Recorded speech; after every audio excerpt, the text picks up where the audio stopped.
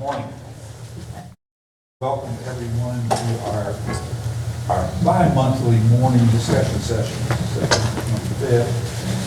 Actually, we have 3 presentations for today. Although we now have a quorum, but we really don't need one because we're not voting. We have a community grants update today, a community and economic development update, and an Tell him he's not on. I get that one. I'll just say welcome again. Thank you. Apologize. I want to, other than say we have, this is our September 25th bi-monthly report, bi-monthly meeting discussion session. No action today for the morning. And we do have a community grants update, a community and economic development update, and infant mortality and child fatality report. So with really no further ado, we can get started with the community grants update. Kimberly Shore and Bailey Arnold are going to discuss those. So come forward, and thanks for providing the information. I had a quick look online and got copies. So yes, thank you.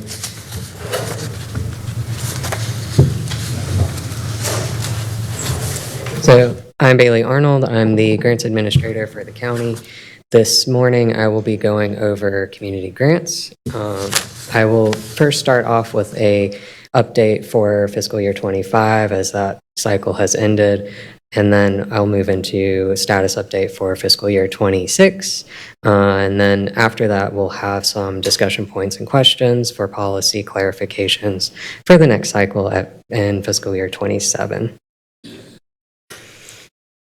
So looking at fiscal year 25, these are the final disbursements of the awards. We had 27 organizations and a total award of $1,849,750.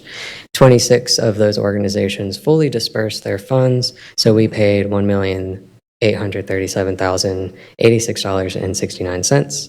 And then we had one organization that didn't need the full amount, so $12,113.31 is left over for the county.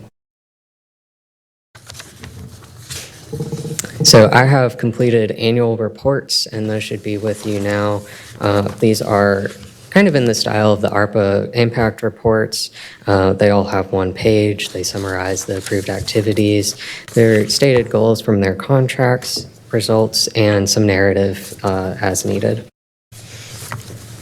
Just as a reminder as well, the community grants policy wasn't in effect until September 19th of 2025. So those reporting requirements in that policy do not apply to fiscal year 25, but we will be using those moving forward. And the reports should be a little bit more robust as well.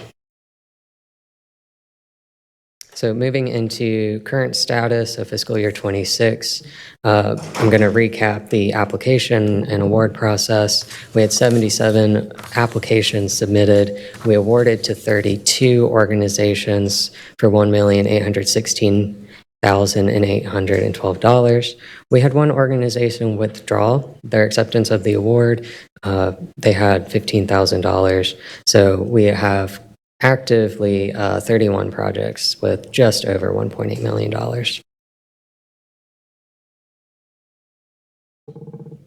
That would be Eliza's Helping Hands. Mm-hmm. Mm-hmm. I'm just going to recap the board priorities that were set out in the policy for community grants that I'll just list them out. The cultural, economic opportunity, education, health, and safety organizations self-identified with one of these priorities in the application process, and they were reviewed with subject matter experts for each of those priorities. So FY26 reporting, like I said, will be a little bit more robust. The reports that will be given to you quarterly will be in the same format as the one that you have in front of you today.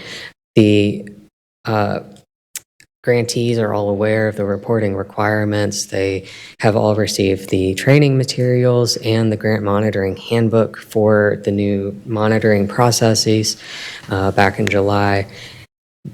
I also set up an online meeting scheduling tool to be able to give grantees the opportunity to speak with me one-on-one if they need any help with navigating the reporting process or how to request the draws for Neighborly. That's been really successful. I've had probably 25 meetings with grantees. We're also going to use that tool for our site visits. I've already sent that out. We have about 20 site visits scheduled between October and December. So we're looking forward to starting that next week. And like I said, all of the awards are set up in Neighborly. And they are actively using them. This is just an example of what Neighborly looks like on the front end for the grantees. They have 3 tabs and a submission tab, but the first one is very quantitative. We want to know exactly the expenditures that they are spending per category each month, and then they have a list of activities that they can fill in, the number of people that they helped, the number of trips that were completed, if they had any surveys, and what kind of status that they're making each month towards that, and I can track that a little bit more easily than we had previously. Can I ask you a quick question? Can there be more fields on like the expenditures? Can be more than 3 boxes? Or is it just 3 Yes, boxes? it's personalized for each award, so So it might be 10 boxes? Yes. All right, good. You had 25 meetings with applicants, correct? about 25. About 25 out of 77. Out of 31. 31 of Yes. the ones that were, okay, of the 77 that applied.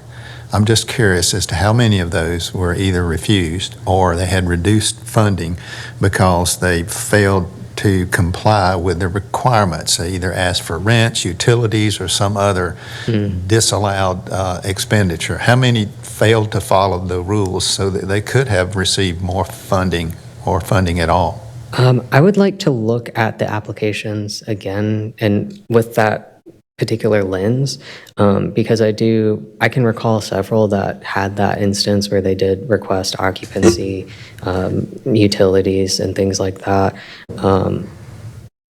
So can I get you a number later? I really would just be curious to get that information. I know that Yeah. county personnel or county manager, others contacted people and told them they had, unapproved request in there, and they still weren't always fixed. It just seems like they could do better if we could prompt them somehow better. Yes. I think there was, the change in the application process contributed to that, especially for organizations that had been requesting for years. They were used to the old process. And then the other part is some of the materials still had the occupancy. So I think there is just a little bit of miscommunication for that as well. So I am working on shoring up the application for fiscal year 27 and really cleaning that up so that it is clear, this is our policy, this is what we are expecting, so that we don't end up with that situation where we're potentially underfunding what the organization really needed. And before we roll out the process for FY '27, Bailey will have training with all organizations who want to apply so that we're clear on what's an eligible expense or not. Yes. But please understand, I'm in no way critical of the work you all do. I think it's superb, but there ought to hopefully be a way to prompt our applicants to do a better job. Yes, I agree. And I think increasing communication with everybody the efforts that I've been putting into that has been helpful too, and helping them understand expectations. So I plan to continue to do that. Great. Great. Thank you. So the second part of the Neighborly report is qualitative, it's narrative. The goals that are written in to the reports are directly taken from their contracts. Some of these narratives are a lot longer than other ones, just depending on the involvement of the organization and the specifics that they said that they would report on. And then the last part is uploading documentation to support their report. So we ask for a monthly activity report, whatever tracking device that they're using, whether that's Excel or if it's a software that they use to track the things that they do, the number of people that they see. We just want an export of that to be able to see it. And then they also have an opportunity to put in anything like advertising, meeting agendas, meeting minutes, any pictures that related to their progress. And then the last part is their budget report. So moving into looking ahead, like I said, the quarterly impact reports in the style of ARPA will be provided with regular updates based on the format that I've developed for this current report for FY25. And then the rest of this meeting is going to be planning and questions and clarifications for FY27 application and timeline, just so that we can fine tune, answer some of the questions that we had as staff, and get everything kind of tied up before we open up the application period.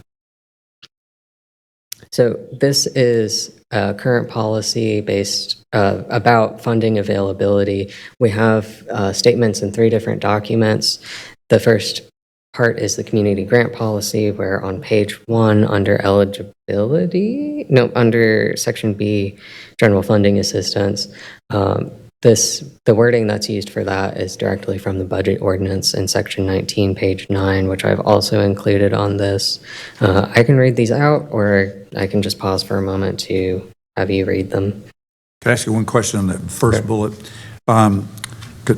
I read that, understand it, but I put a note within fiscal year. In other words, for example, is that a notice that if something happened like during the year, funds could withdraw during the year, or does that mean, is that what it means within the current fiscal year?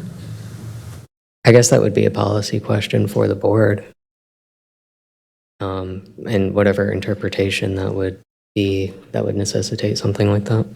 I mean, I think on the staff side, I think that's part of why we're having the conversation, is like our staff interpretation and how does the board interpret it. So I would say on the staff side, twofold. Number one, it would be whether or not you even get funding for the year based on this. But then also if there was something that happened drastically in the middle of the year in a similar fashion where we reduced funding for departments, I think we could potentially in the middle of the year also reduce the same percentage for community organizations. So I think on the staff side, we would interpret it to potentially apply both ways.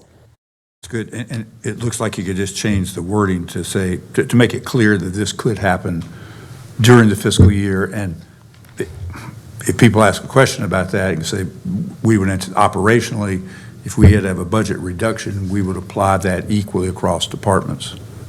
We can clarify that in the policy, sure. Yeah. So Good, thank if you would allow me, Chairman, for me, County Manager Robinson, communication is key, right? We would have knowledge that we were in an economic downturn.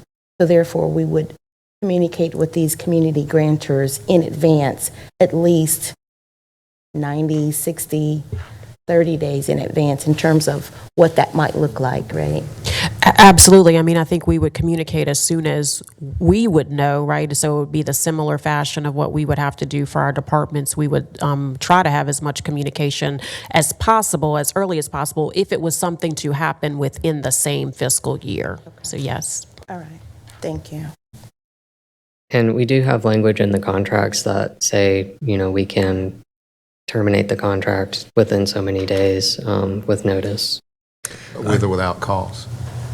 With and without cause. Okay. Yeah, I think it's 2 different timelines for that. Oh. I do have one clarification. Clearly, the manager interpretation, funds are contingent and not available if an increase in tax rate or reduction in county department budgets is necessary. I would say that is the board's prerogative. And I raise this specifically because of what happened last year. We gave a cap and provided criteria, and the manager used her discretion to recommend zeroing out community grants. That was not my intention. My intention, personally, as a board member, my intention was use these criteria and make recommendations that are worthy of funding up to the cap, and it would be the board's decision then whether or not we can afford to fund them.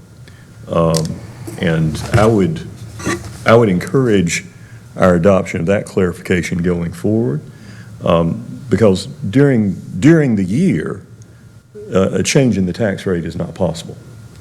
And so that, I think, would not be not be an interpretation that would apply to the potential for reducing or terminating contracts during the year. Correct.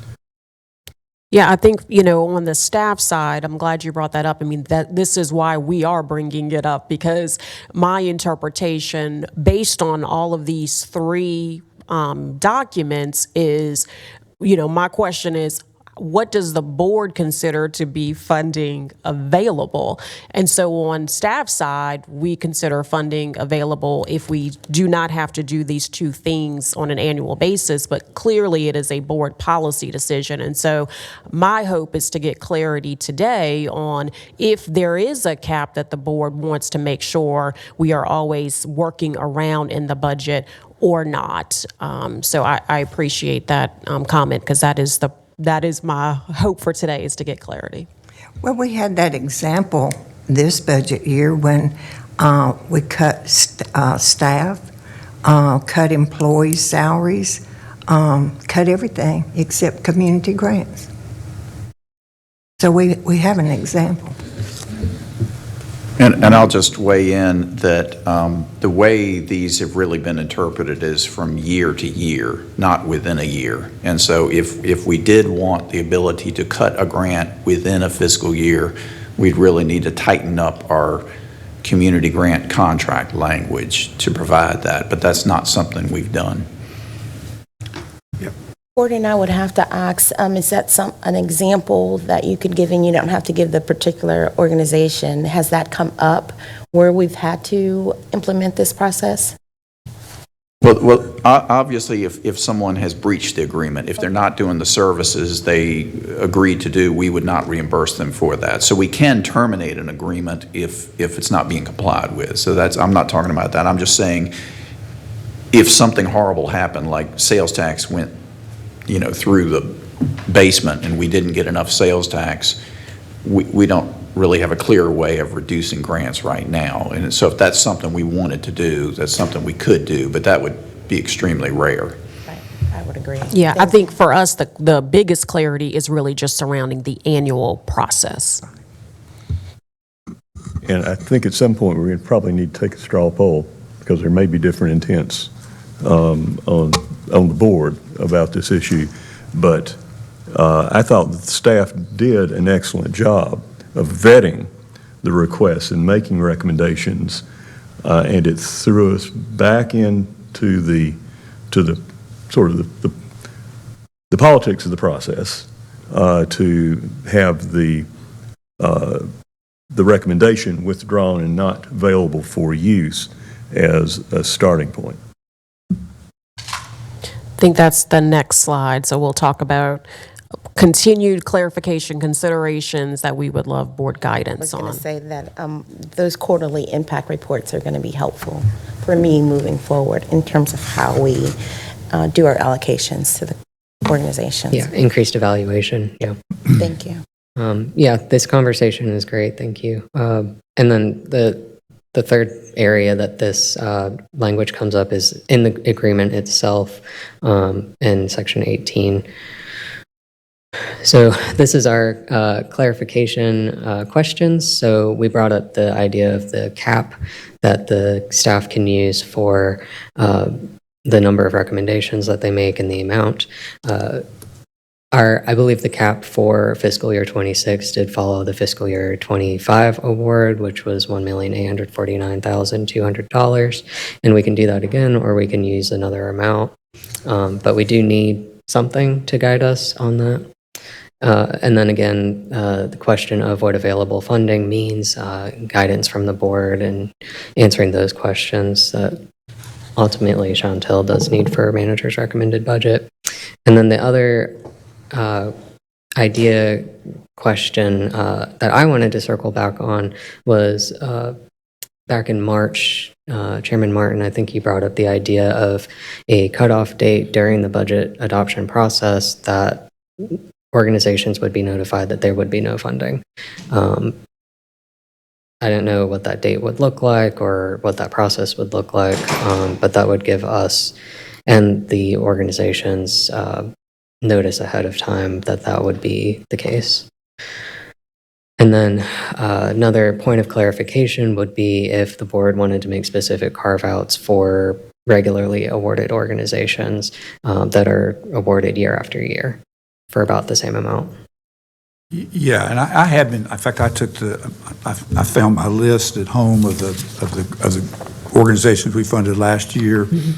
And I did think about that issue of things that are, because there are some organizations, Shepherd Center, for example, they do a lot of work, support, elderly folks, and they provide programs, they provide rides, they provide fix-ups, and it's mostly volunteers. They're just buying a few material, they're just trying to keep everything together.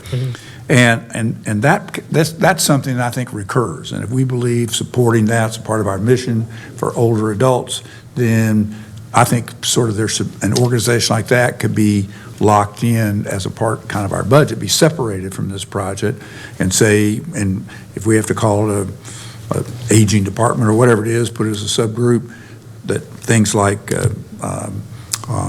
Shepherd Center, things like what we do with senior services, those kind of things could be recurring parts in our budget. That'd be something that we would do. And it would be a part of the budget process that it could be contracted or it's kind of individually based because there were things that we do. But it should be things that our staff feels like it is complementing the work of the things we value in social services, for example, and in health, and in the things that we do with buildings that we provide building assistance with state dollars and all those things. So I think some of those could come out of this and be a part of a recurring piece in the budget that would go through its own budget scrutiny, and numbers.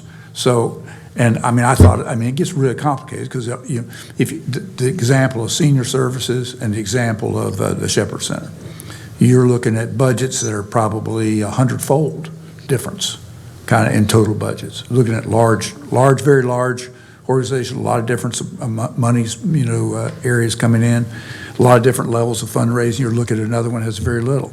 So is that a factor? What percentage do we support of any kind of organization?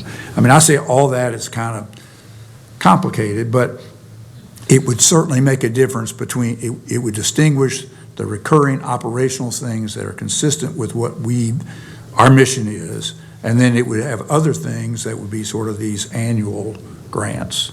And so, that's just a thought. I suspect, I looked at the list, I suspect that the seven of us would all have different things, so it's almost like you'd have to create we all vote and decide, get a consensus. If you got 4 votes for an agency to be in that group, it would be in that group. And that way we would sort of narrow that group down of recurring type expenditures. But I thought that would be a way to deal with that issue. And then it takes it kind of out of this process and puts it a part of our operation. Yeah, and that follows the same kind of process that another county does with the sunset clause, where after so many years they become part of the annual budget. Yes, and I thought of the reverse. You could, like in the grant parts, I'm sort of separating this group as kind of continuing operational to the other ones that, for the ones that are competitive, it would be like no more than 3 years, for example, or something like that, and make it clear this is not operational. This is a new program, a new thing, a new whatever it is, and to see if it works. And if it shows it works, then you have a chance to renew it for X amount of time. I was kind of thinking those thoughts too. But Just a clarification question. Hypothetically, if we said our cap was 1.8 and you carved out organizations, would it be 1.8 minus the carve out? So then whatever is remaining would be It could be for, done, I did think of that, because we were running almost like Guilford we were more than .2, I think we were .3, I think it was, but I noticed, we're going to see it later here, is we have the Guilford, that they have a policy that actually limits to 0.2%. Of theirs part. And yeah, it could be separated that way or not. It could be. I think it just depends how you.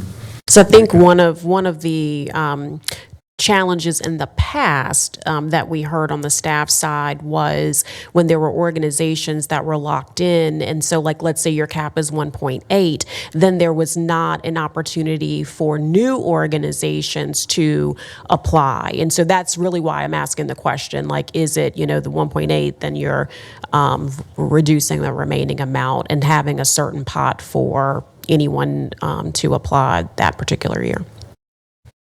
So if I could weigh in, Chairman, I just would disagree with a little bit of that relative to doing the things that we've always done, right? When I first got on this board, we were funding individuals and we had no clarity in terms of their outcomes, they were doing in the community. So I appreciate having the reports, the impact reports in terms of how they're doing on a regular, and the site visits. I appreciate that. I don't ever want us to, or ever want the board to get stuck in supporting organizations where we don't see making changes in our community. Commissioner Bessie sat in an organization on yesterday I'm keeping my eye on. It's called Fresh Start. And that organization could be applying, I don't know.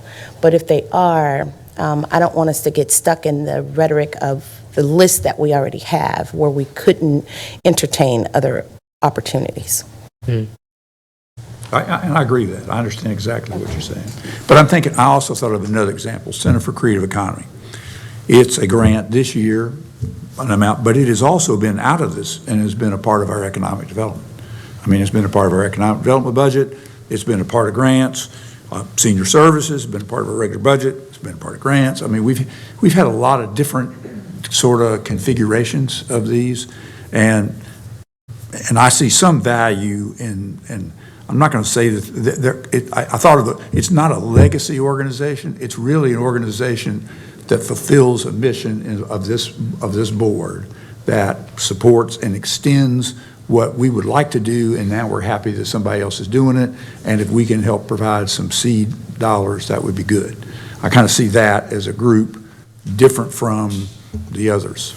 But I also agree there should be funding available for other things, so you get the new idea and a new organization and a new thing, and that we would want to support the ground floor development of such a thing and evaluate it. I think we have I appreciate this documentation, evaluation system, the energy that goes into that, and quite frankly, only organizations that are really interested in doing stuff and have capacity are going to do that. I mean, once people realize all the, you do have to do all this. This is not, it is for those kind of organizations. I agree with you on one point. It would be complicated. You're talking in one vein about prioritizing, say, safety net programs over cultural or education or other programs that might apply. Another way, though, that I think funding is regulated is by the amount. Sure. Some need more than others, but if the International Film Festival can get along with $10,000 or $15,000 compared to several $100,000 that we allocate for the Shepherd Center, that's one way that we try to address it. Yeah, I agree with that. Okay. And that's where the cap would control that, whether it's a 0.2 or 0.25 or do it that way. But anyway, I was just trying to think of different ways. I was also thinking that part of this, we'll have an estimate of what our fund balance is, for example, in the spring. It's not perfect, but it's because a lot of things can happen to lock it in a number, but we'll have sort of an estimate. And if we believe that for any reason our fund balance were declining, then that would take the grants off the table, and that gets into Bailey's earlier point. We're not going to have grants this year because it looks like our fund balance is going to decline. We're not going to do that. If we don't have growth in our fund balance, then we should not be continuing this, maybe. You could argue that. I'm sure you would agree with that, Madam County Manager. You know how I feel about fund balance, Mr. Chair. You know, one other just kind of point of clarification, again, one of your examples was, yes, we've had various iterations. We've had some organizations that's been part of county departments, then they've applied and vice versa. It's kind of been an iteration of lots of things. What I would say on the management side, it is very challenging to have some organizations part of the department budget, because if I'm going to the department and saying, you know, we need to reduce because of X, Y, and Z.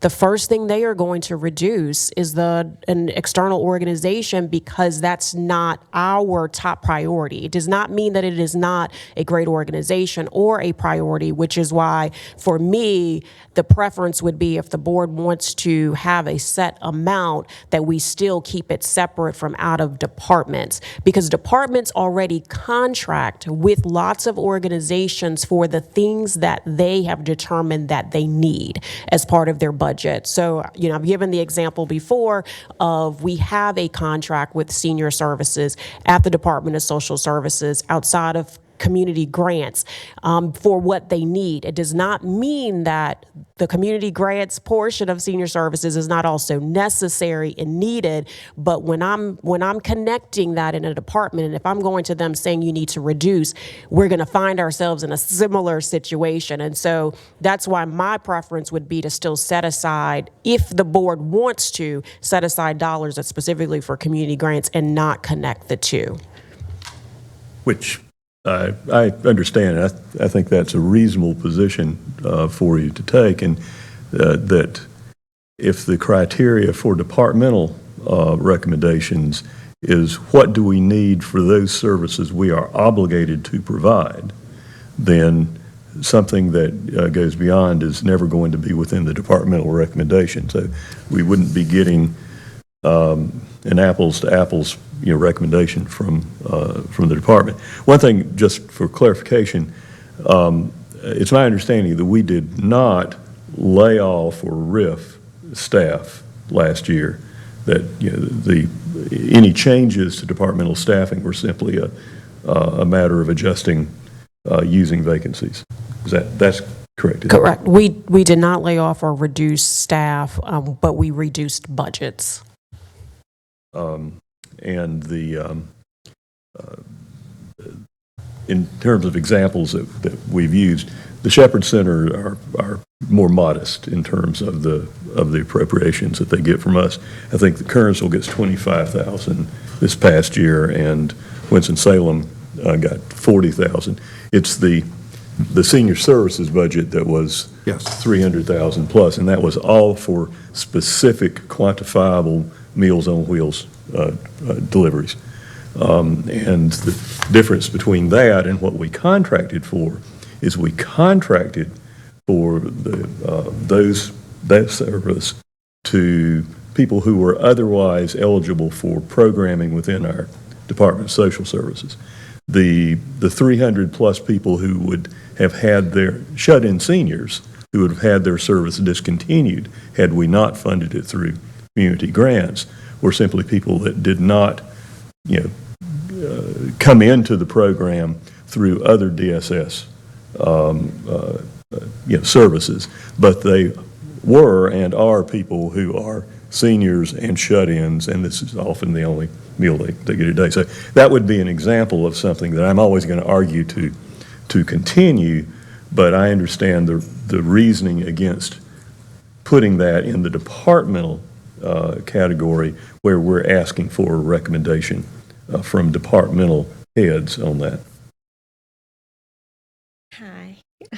Yeah, it could just be you could actually have within the community grants, you could actually have categories, types of grants, and you could have types of recurring kind of, valued grants to leave alone. Then you'd have the others that were competitive, and they would all be in the same umbrella, same budget control, same limits, same max, and you could do it that way, and that's pretty clean. Let me add another piece to your puzzle.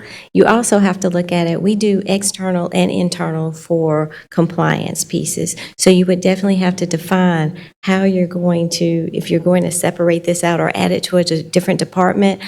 because I do external and internal, if it falls under the department, that means the manager of that department would oversee that organization. If it's considered external, then I would oversee that piece of that, so to make sure that they are in compliance and they meet all of the services that we are requiring for the county for that project that we take on, that we pay for. So that's another piece you have to look at, because you have to look at the monitoring and the compliance piece is different. Agreed. Okay. It's different. Thank you. So have we made any progress? I mean, I see. Well, we'll continue, and then we're going to circle back at the end. Okay. Yeah, there's a discussion slide. So the next point of clarification that we were hoping to get from you all is what an allowable cost is for the program. There's a snippet in here from the grants policy that specifies that indirect administrative and ongoing expenses organizations should refrain from requesting, not that they're completely unallowable, is how the wording seems to be, and that funding should align to direct project or program expense. For staff interpretation during the review process was that expenses for leadership or administrative salaries, capital or construction, occupancy, and utilities would be unallowable, and that was reflected in the organizations and the amounts that were recommended by the staff. And then there was a lot of discussion in the March meeting about, what capital projects could qualify under that program-specific language, and how the staff might need to rethink and rework how those recommendations are made. So if there was any discussion on that, or we can move ahead. I do. I noticed one example you gave us that over 3,000 was used for salaries. Do you have other examples of that? Can you expand on that just a little? Pardon? Can you expand on that just a little? Well, I don't know what page it was on. It was the example in here that you gave in the software. Yeah. So if an organization has salaries and personnel in their budget, it is tied to typically like a program manager who's overseeing that specific project.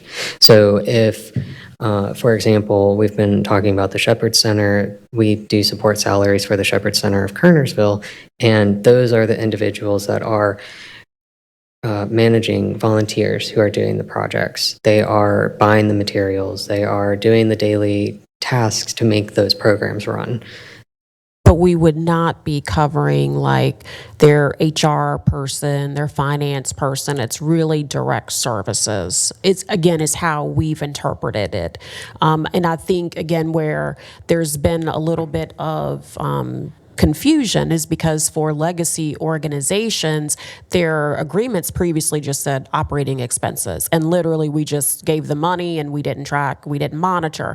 And so with this new policy, we've been really trying to be more deliberate about what does this mean, because technically we're not supposed to just give money to nonprofits without a real service. And so that's why I think we had more unallowable expenses in this last round.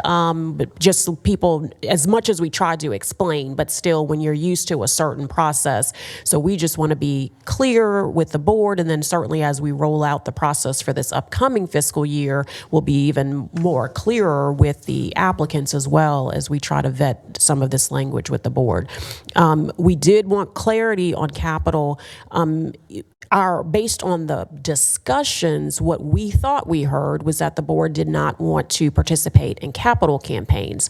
But then I think during some of our discussions, maybe we do, maybe we don't. And so I think for us, we told organizations we were not doing capital, and we marked them as ineligible for capital. But then at the end, we ended up supporting an organization for capital. And so our question is, do we do capital or not? I don't have a preference either way. It really is just more of we want to be clear with organizations on what we do and do not do. On the capital side, I've said this a number of times. I think if it's an organization doing, again, consistent with our mission of a task, and I'll use family services as an example. I think everyone here values the work that family services does, is consistent with service to the community and keeping them safe, for example. We have talking about a, kind of abused women battered shelter. I think we all see the value in that. At a 100-year-old building, they're going to take on a project to renovate and add on to it to make it work. It's work that we have supported in the past, family services in many different arenas. And the capital part, it's easy to measure. You just see what the piece of it is, to see that the project costs this amount of money. Those are documentable issues. And it's a thing that when they get it done, they're done. I mean, it's short term. It's usually 3 or 4 years. It's over. And then that project allows them to continue serving the community because they, a lot of times, can raise the money to operate, but they can't renovate or build a building. I mean, that's the big cost. And so that's why they're having a campaign that people raise money to do that. And I just see that as being, something that is a reasonable thing to support if it's on something that we value and believe that that's, because there has to be a facility in order for the event to take place, the service. The service has to be provided in something. And so I just feel like that is ought to be a part of it. It ought to be allowable. It's not it should be available. I'll just add that the county funding needs to be for particular services. I'm not saying it can't be for capital, but the capital needs to be tied to particular services that will be provided either to the county or to the community. So we would need to be careful, that the building, for example, is used for 5 years or 10 years or whatever, and then there would need to be monitoring associated with that. So it's not insurmountable, but it is an extra step that we would need to take. And that's what I meant, being consistent with the services being provided in that facility, and that they would be consistent with what we do. So your point is in the women's battered shelter, if we're that example, that it continues to provide that service is the point. I have a question about that for Mr. Attorney. If that extended monitoring period would conflict with the 1-year funding period that the community grants currently has. Hey, Gordon. I'm sorry, I was having a conversation with our CFO. I'm sorry, what was the question? So you mentioned a 5-year monitoring period to make sure that they're using the building as intended. If that would conflict with the 1-year funding period that the community grants is currently under. No, and I just made up 5 years. That wasn't anything hard and fast, but it would need to be, you'd need to have a reasonable time. If you give, again, making up numbers, if you give someone $1 million, you don't want them to use it for 6 months and then sell it. And some of the people, we're afraid we're going to do that with cars during ARPA. But no, it wouldn't conflict, because as the chairman indicated, a construction project may take 3 years. And so, they're not going to provide that service necessarily within that 1 year. It may take them a while, but you want to have something reasonable to ensure that the county is getting a good bang for its buck. Thank you. One thing I might suggest is we could avoid having a strict prohibition on a capital contribution, but frankly consider those to be disfavored in this process, because typically capital construction is going to be over the size that fits in what I think most of the board are willing to accept as the community grants budget. Mm-hmm. So that, if you've got 3 or 4 organizations all coming forward with $500,000 requests, or sometimes $1 million requests, you can't do that without blowing a major hole in the total budget that I can reasonably anticipate the majority of the board being willing to set aside for community grant funding. And there is an example of that in the fiscal year 25, where I believe it was Horizons Residential Center had requested maybe 500,000 and they received 50,000. So they would be experiencing a severe reduction in that as well. It is twofold. So this slide just has some definitions. I pulled these directly from the Treasury's 2 CFR 200, which we used as guidance for ARPA as well. These are just from the first section that have the definitions on them. And those are mostly just for reference for you. So moving ahead, on this slide, we have the comparison table. You've seen this before. I did update Forsyth County's information since we made changes to the policy. And then I also added Wake County, who they are currently only doing capital grants on a 2-year period, so that was a little bit different. And then I'll talk more about Guilford County. Moving to the next slide. Timelines. This is just reference again for the timeline of this current fiscal year. As we begin to figure out what that is going to look like, we will have the application, if it's approved, to be open during October and November per the policy. And then the budget adoption process will follow after that. And then the last slide, probably the most interesting slide to me. I contacted Guilford County when I started looking at their documentation for their what they call community-based organization funding, and to see what their differences are. And they, as was mentioned before, they have 0.2% of the general fund budget that is set aside.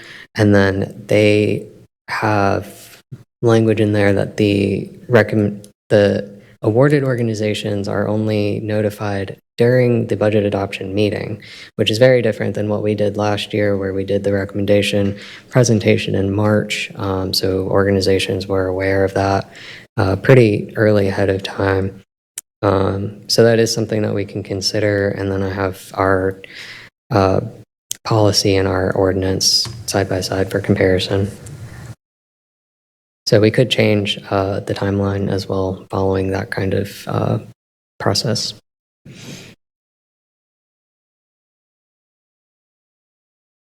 I would say at a minimum for me, if the board decides, yes, we want to have a max amount, then I would be fine with providing staff recommendations similar to how we did this year. However, if we cannot come to some sort of consensus, then at a minimum, we would absolutely not bring you staff recommendations in March, April timeframe. We would certainly bring it as part of kind of the recommended budget process. And in terms of one of my intents in supporting the process that we set up last year, it was part of the idea that would be separated from the main budget process in order to avoid the recurring situation where, less than 0.25% of our budget ends up eating up 80% of the time in public discussion of the budget. And that is the flaw. I see it in other boards. It happened with City of Winston-Salem when I was on the city council. And basically, that fraction of the budget became the monster that ate the whole discussion time around the core major expenditures of the budget. And that's one of the things that I would love to see us get away from and be an example for other boards, what they should do. And Guilford does follow that. When I was talking to their grant manager, I learned that their commissioners do all of the review, which I'm sure you all don't want to do, but they do all of that. They put together the recommendations themselves. They don't have staff making any recommendations, and then they make the announcement of the awards during that meeting. So very different. Yeah, I was going to say, so what does their impact reporting, how do they know organizations are really moving the needle? So I would caution this board. I would just say to my colleagues on this board that Although it won't ever be a consensus in terms of what we do with community grants. But I believe that we will always somehow find 4. So with that, I'm just going to express that the minimum that we could provide to set aside, but I do count on the staff. I rely on you for that evidence-based information on the back end. I don't have time to run around and verify if somebody has their 990s in place or structural organizations there. So I rely on the staff to do that, and I appreciate the work because I know it's a lot. Yeah. Thank you. And I think that's the last slide. That's my contact information and grant program compliance manager's contact information. And that's the discussion slide. I know we've had a lot of discussion, but we have more. We would love consensus, if we can, on whether, few things. One would be, does the board want to try to set aside a certain amount that we just, when it comes time to budget, we just work around? We will figure it out. However that comes to you, we'll figure out that amount. Does the board want to figure out how to carve out certain organizations? And does the board want to potentially support capital campaigns as an allowable expense? Certainly, staff would still provide a recommendation. You'd provide final approval. If someone comes in with $1 million, I think we all know we would not have $1 million to give if our cap is 1.8. So those are really kind of, I think, for me, the biggest 3 things as we look towards, we would be opening applications for community grants for fiscal year 27 next month in October. And so it was important for us to at least attempt to get some clarification in front of the board before we open up that process, because Bailey and Kimberly will be meeting with these organizations, providing guidance, and we want to make sure that it is the same as your interpretation.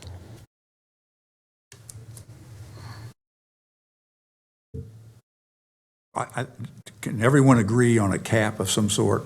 Do we want to have a cap? I think we can surely get a consensus on that. Yeah, a cap would be a good idea, because if you don't have some kind of cap, but where the cap is going to be is another question. Good, so we have consensus on that. So, Great. So now Well, where should it be? That's the next thing. I've saved my time till now, so I'm going to go ahead and use it. I think you had part of the answer. You had part of the answer earlier on in one of the earlier slides, and that was if any money to go to any of these programs that people would want to do, anything that would cause a tax increase beyond what all of the things that we have to do is, can't remember exactly the words you used that defined it. That kind of is where I would be, but you want to have some more specific things. The percentage of the budget, I don't know whether I'd want to do that or not. Maybe an amount of money. I wonder why that the state legislator over time has set aside the things that counties are required to do. So these additional things is either something that they've forgot about or don't really think counties need. I don't know which it is. So, but anything, I'd be glad to look at these things, and the capital matters needs to be looked at closely. Dan had a pretty good thought about be very restrictive. And I've seen some capital things with some that we have done that, maybe not many, but that was questioned in my mind because things that the organization was going well beyond what I thought that they did begin with, so. But if any of it, we get to a point that those specific things, or a group of them, in the end would cause for some tax increase beyond what state has required us to do, then that is a point that I would stop at. I don't know whether I'd get to that point or not, but I'd sure stop there for me. I'm not telling y'all sure to stop, but I'm just saying that for me.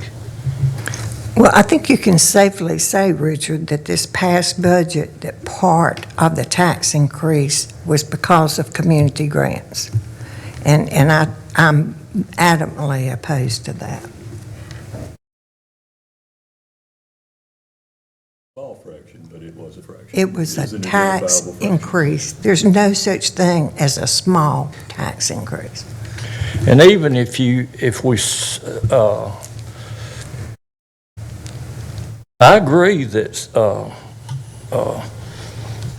guidelines is a good thing to follow, but you can set the guidelines and sometimes they just somehow change. And what that is those of us that might decide, and I just use me too, as a whole group, that something might come along, well, that's something we ought to do. Well, that's where you get off out of the line, over the guardrail. So I don't expect that I'm going to do that, but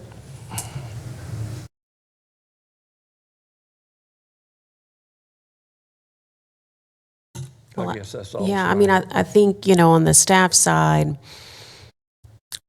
in absence of additional clarity, I thought the process itself went better in terms of the criteria, eligibility. I think the hangup is funding availability. In absence of lack of clarity, I would be making the same recommendation if I did not hear otherwise from the board in terms of, as I'm putting together a budget, if there was not a way to absorb this within the budget, which there may be, I have no idea what revenues are going to do. But let's say if there was not a way to absorb it within the budget, my interpretation would be it is a board policy decision on whether or not you would want to either, one, increase taxes for these community grants, or two, reduce county services. And so that's really that's the biggest challenge on our end. That's the part of the process I did not like or did not feel great on staff side, and I'm sure also on the board side. And so I would say in absence of clarity, at a minimum, we would not be bringing you recommendations early. Well, I think I would agree with that, because you're specifically saying that you would not reduce county services required in order to do some of this. And if I interpret that right, I agree with that. Correct. I would not be recommending that on the management side, but the board can, of course. Of course, I'd probably say in every organization, you can still continue to deliver the exact services more efficiently and spend less.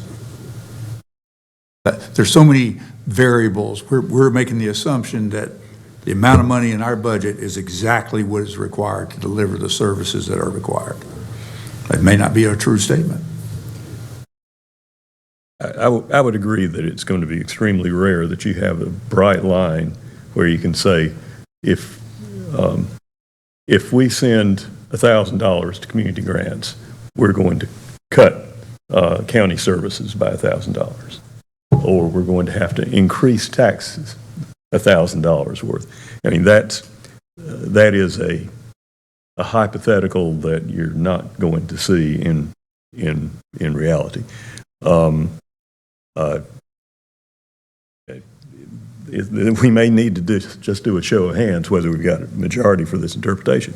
But I would propose that we ask for an early vet process so that we have the opportunity to make community grant decisions before the major, the rest of the budget is set, understanding that we could still subsequently during the budget say we've got to cut a percentage of this, and either we can do it by elimination of grants that we had previously approved, or we can do it by percentage across the board. Just that the process that staff undertook to vet the requests, make recommendations based on deliverable metrics, I think was invaluable. I would like to have us do that again, and at whatever cap we choose to set, say, come forward with meritorious recommendations up to that amount, and then it would be a board policy decision whether to fund that set of recommendations or to modify it, but that we would have the opportunity to do that in advance of the main budget action. Did I talk too long, or was that a clear? No, I think, well, I understood exactly what you said. I'm thinking if we could go through from a workload standpoint, do what we did last year timeline, which was good, but in the process, we tell folks, and here's what I was thinking, by March 15th, we're likely to know our revenue picture for the year. We don't know all of our sales tax, but we know how it's trending. We also know most of our property, a lot of our property tax is collected by then. So I was going to say then in March, if the fund balance is not expected to decline, if the fund balance is not expected to decrease, then the county commit to, say, $2 million a year, max. That's 0.0036. But are you saying we would be committing utilizing fund balance for community grants? Or No, you're just, I'm just saying that if the fund balance is not decreasing, we will budget $2 million for community grants. And it doesn't require tax increase. Yes, and if our fund balance is not decreasing, it should not. And if you want to say that both, you can say both of those. Both, please. Well, I guess you could have a tax increase Yeah, I was gonna on say, county no. services. That's right, you can. Good on that. Talking about community grants only. The tax increase is the tax increase, whether relative to county services or these community grants. It's not separate. I understand what Commissioner Wisenhut's saying. And that makes, in the hierarchy of the way we have discussed things and view the world from sort of the management side, then you could probably make the argument that if a tax increase is not expected, then perhaps you could go that way. I'm not sure I like that, but it could be if it's not expected, then we will budget $2 million. That would say any tax increase automatically negates. That is correct. yeah, and you know, community right, and what I would say is the main reason for me on that interpretation is because this board has historically not increased taxes. So the stress level on the management side of, especially in my first year, oh my goodness, we haven't increased taxes in 100 years, and now here we're doing X, Y, and Z. That's a big deal. That has been a big deal for this board. because in the past, we've really just appropriated fund balance to cover those types of things. So if that philosophy has shifted in the way in which we manage our budget and county needs, then I think, certainly our management philosophy can change. But I just want you to know, like, that's really why that interpretation was so strong, is because that was just different in terms of how we have historically handled things. But if we want to try to reserve kind of what the previous year's budget was kind of as continuation and see how that goes. I hear you, by March 15th, we may have some, preliminary estimates on some things, still not announcing anything, but we can certainly try to maybe share what some of those numbers look like for the board to make some final decisions. Mr. Manager, I hate to add to your problems, but I would just caution you that my philosophy hadn't changed very much in the last 100 years. Yes, sir. But probably hindsight on our budget situation, we made a lot of salary adjustments 2 years ago, a lot. And basically, we probably should, and as a result, we had budgeted fund balance and we used it. And in reality, probably because of that huge increase in recurrent expenditures, we probably should have anticipated that a fund balance was needed and probably had a modest one each of the previous 2 years before this year. And then we would have been, tax increase, what did I say? Fund balance. No, I said a modest tax increase would have been appropriate in 2 years ago. And I'm just thinking that, to avoid having any tax increase, we ended up creating a hole that was going to have to be corrected at some point. And that was our own spending. It was not driven by community grants. This little $1.8 million did not drive that tax increase. And in terms of what we increased in our budget year over year, I would note that the increase in appropriations to the school system year over year was sufficient to have made up by itself a penny of that beyond revenue neutral tax level. That is correct. Yes, sir. Certainly a legitimate topic for debate and individual opinions, but I would not have knocked out the increase in support for the school system in order to have avoided that penny. So if I may, my understanding of the direction that I should be going in is opening the applications in October and going through the review process with staff. And then from there, we will make a decision in March about how we want to move. A funding level, I guess. Yeah. It's really about whether to notify people we're not going to be able to fund anything. I think that we were trying to say, instead of waiting and telling people right before in May, before the fiscal year ends, their year, and for the next year that they're planning ahead, if we told them in March, they'd have more notice. I think that's the point. Right. Does that make sense? What I will say is we can try it. I'm not sure. March is going to tell us about this fiscal year. March is really not going to tell us enough about next fiscal year, and so we'll see where we are at that time, and can regroup. So we'll start the process. We will certainly not commit to any funding with anyone, and we'll be very clear about that. I think I heard possibly considering capital as allowable, but it would just be part of our process of recommendations like everything else. I'm seeing at least 4 head nods. Oh, okay. And we're not going to carve out anything at this point. Everyone will need to apply. That is correct. I saw at least 4 head nods. Bailey, I think this is better than we expected. Well, I'm just going to say, if we start that process in March, all of us better change our phone numbers, because we'll hear from March to May about the grants. We will not be announcing anything at that point. We will just come back to the board with some budget a budget update at that time. Right. But we will also be talking about community grants when we talk about that. Yes, ma'am.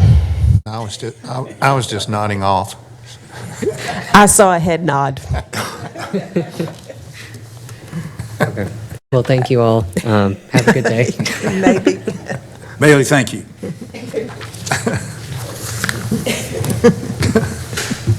All righty. You don't really know what we say. Second item on our discussion agenda is a community and economic development update, and I think Kirby Robinson is going to give us that.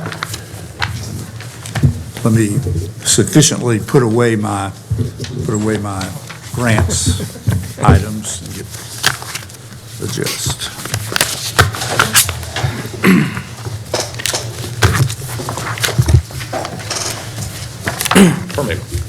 Good morning, Mr. Chairman and Board. On behalf of the Community and Economic Development Department, thank you for the opportunity to be here and to give you our fiscal year 2025 report. We are excited to share this information with you and answer any questions or concerns that you may have. In terms of the agenda, we're going to break it down into 3 sections. At first, you'll have an economic development update, then we'll move into a community development update, and then we'll end with a real estate update.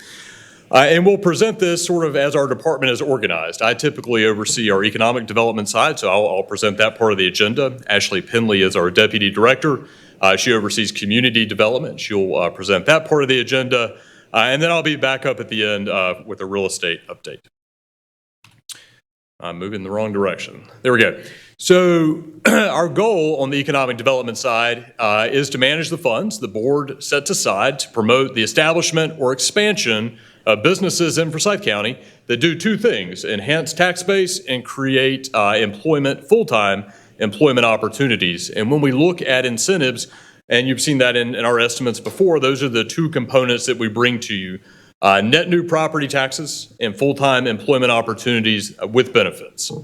There are 2 ways the board has laid out that they provide economic development assistance to companies, and these, of course, are aligned with North Carolina law. The first are business incentives, or what we would call local performance incentives.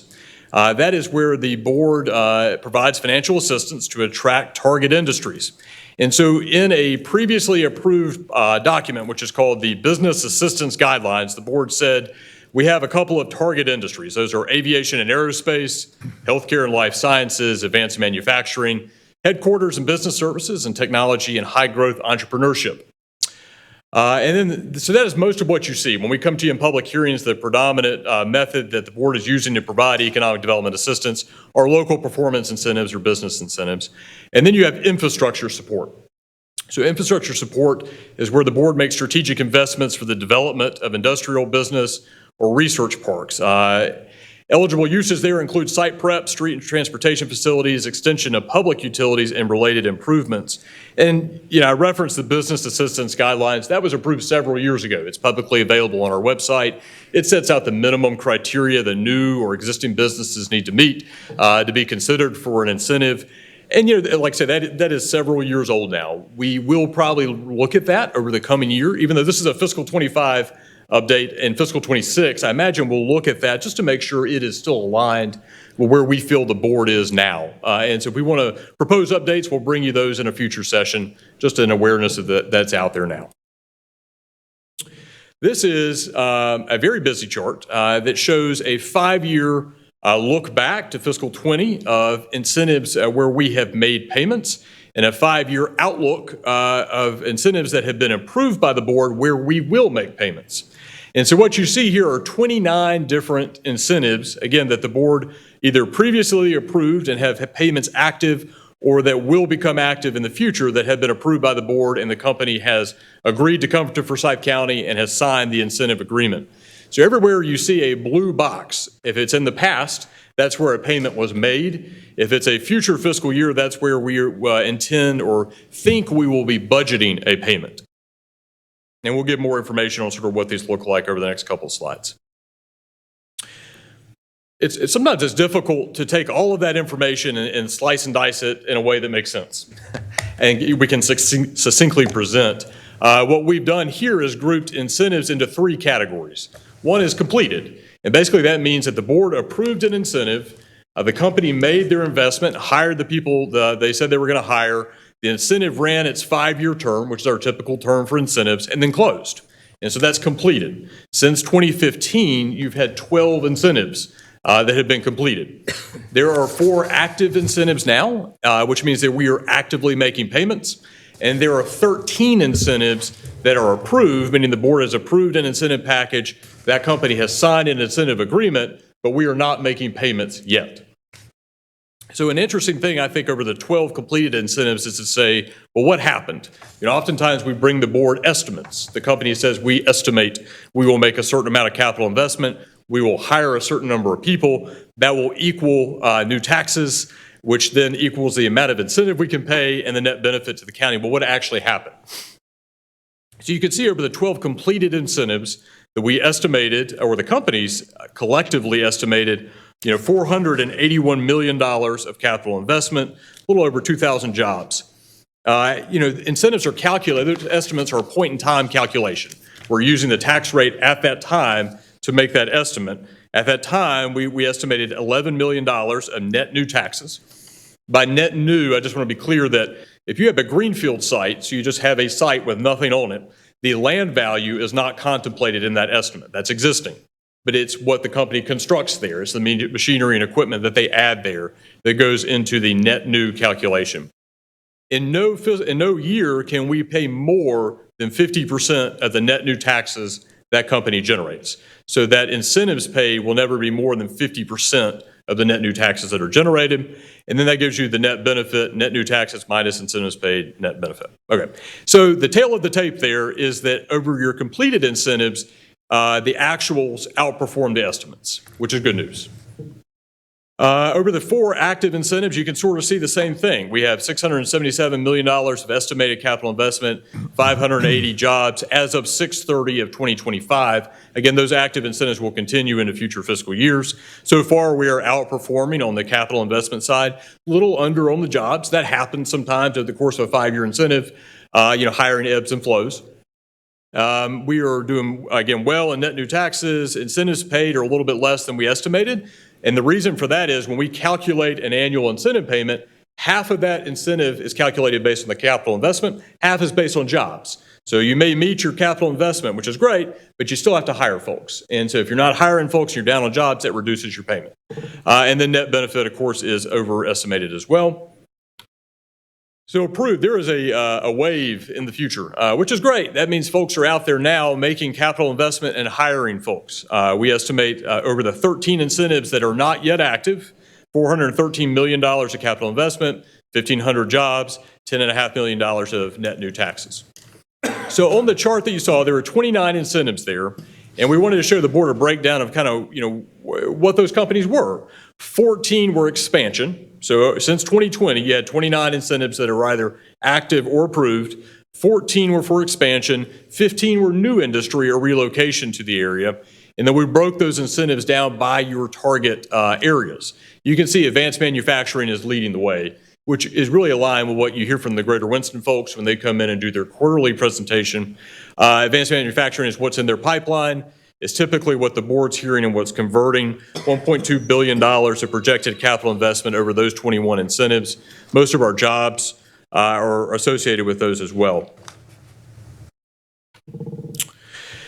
So since 2020-ish, I'll say, we've started working with our state partners with Greater Winston and packaging state incentives with local incentives, which has been a really effective tool, I think, in bringing folks to Forsyth County. And oftentimes when the board approves an incentive package, there's an additional line or resolution that says, and to apply for state grants. Well, these are what those state grants look like. There are 2 types. There's building reuse grants, which are sponsored by Commerce. They are meant to aid in the renovation of vacant buildings. Those are vacant buildings that have been vacant for 6 months or more. And they also have a job creation component. You can see that there's 6 grants that have been awarded by Commerce. So again, the board's approved us to apply for that.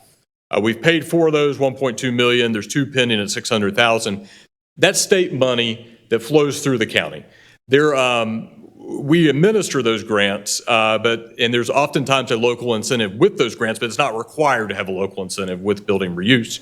And so our staff, I think, has done an excellent job of understanding those grants and helping Greater Winston leverage those in conversations with employers, and really taking, sort of older buildings that need a facelift, doing that and getting them back in the market, then creating jobs, which is a great thing. 1NC is a little bit different. Those are through the governor's office.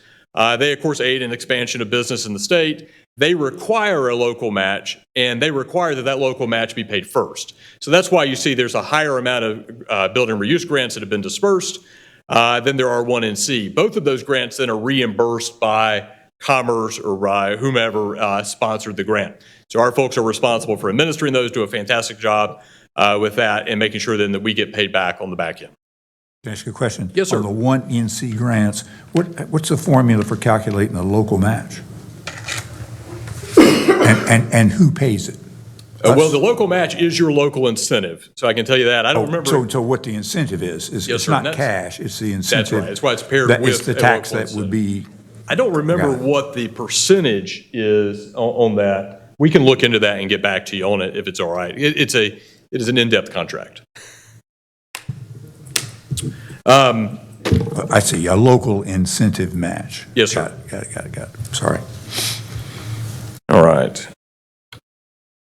So the second way, you saw on the summary slide where we provide incentives or the board has approved to apply or to use incentives is through infrastructure support. There are two projects that the board's heard of before. They're in Innovation Corridor. We call them the WUFUS projects. They were for the expansion of utilities or streetscape, a vertical construction, and the Innovation Corridor. They were older agreements. But you'll see that they also require job growth as well. So anytime you have an economic incentive like that, you're still requiring job growth. That's something that we monitor on an annual basis. Those two agreements will wrap up around 2033. And then I wanted to provide you updates on the more recent infrastructure projects that are going on. The first is the Highway 65 water line extension, and we're very excited to say that it's pretty much done, which is great. That's 2.5 miles of water line along Highway 65 in Rural Hall. That originated as federal funding that the board set aside $500,000 to go with the Utilities Commission ARPA funding of roughly $3 million. Through revenue loss, that was moved to county general fund dollars and set aside in an interlocal agreement essentially for change orders with that construction project. That's gone fairly smoothly as I understand it. They didn't run into a lot of unsuitable soils, not a lot of rock. So in other words, we have a lot of that money left over, roughly $450,000. It really depends on where we wrap up over the next couple of weeks. It's our understanding that the board has said in the past that whatever funds were left over, we would look to use to support low to moderate income households with Tile assistance.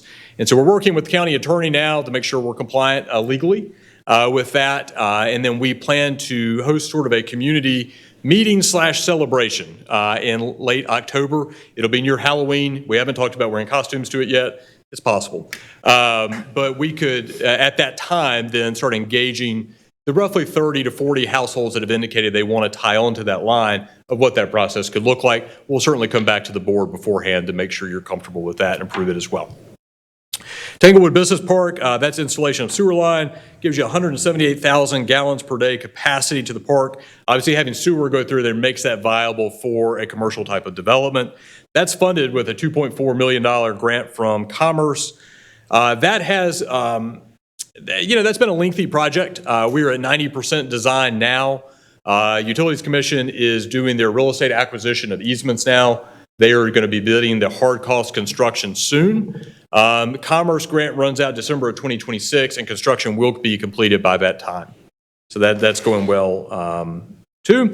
And then the larger one is the Southeast Forsyth County Sewer Expansion Project. You may hear that referred to as the Wahlberg project. That is in the Wahlberg. It opens that Wahlberg Basin up for sewer, includes the construction of a new lift station, roughly 4,000 feet of sewer line. That's funded with a $19.7 million direct appropriation from the General Assembly. The Utilities Commission is using the design, build, construction, delivery method. They're selecting that team now. They expect to take that contract to the Utilities Commission in November. So you will see that in late October with an interlocal agreement to the Utilities Commission to send those funds to them. but also then to appropriate the grant funds. You got that coming to you on Wahlberg. And then on the Tanglewood project, we actually still need to do an interlocal agreement with the Utilities Commission for those funds. You'll see all of those in the next couple months.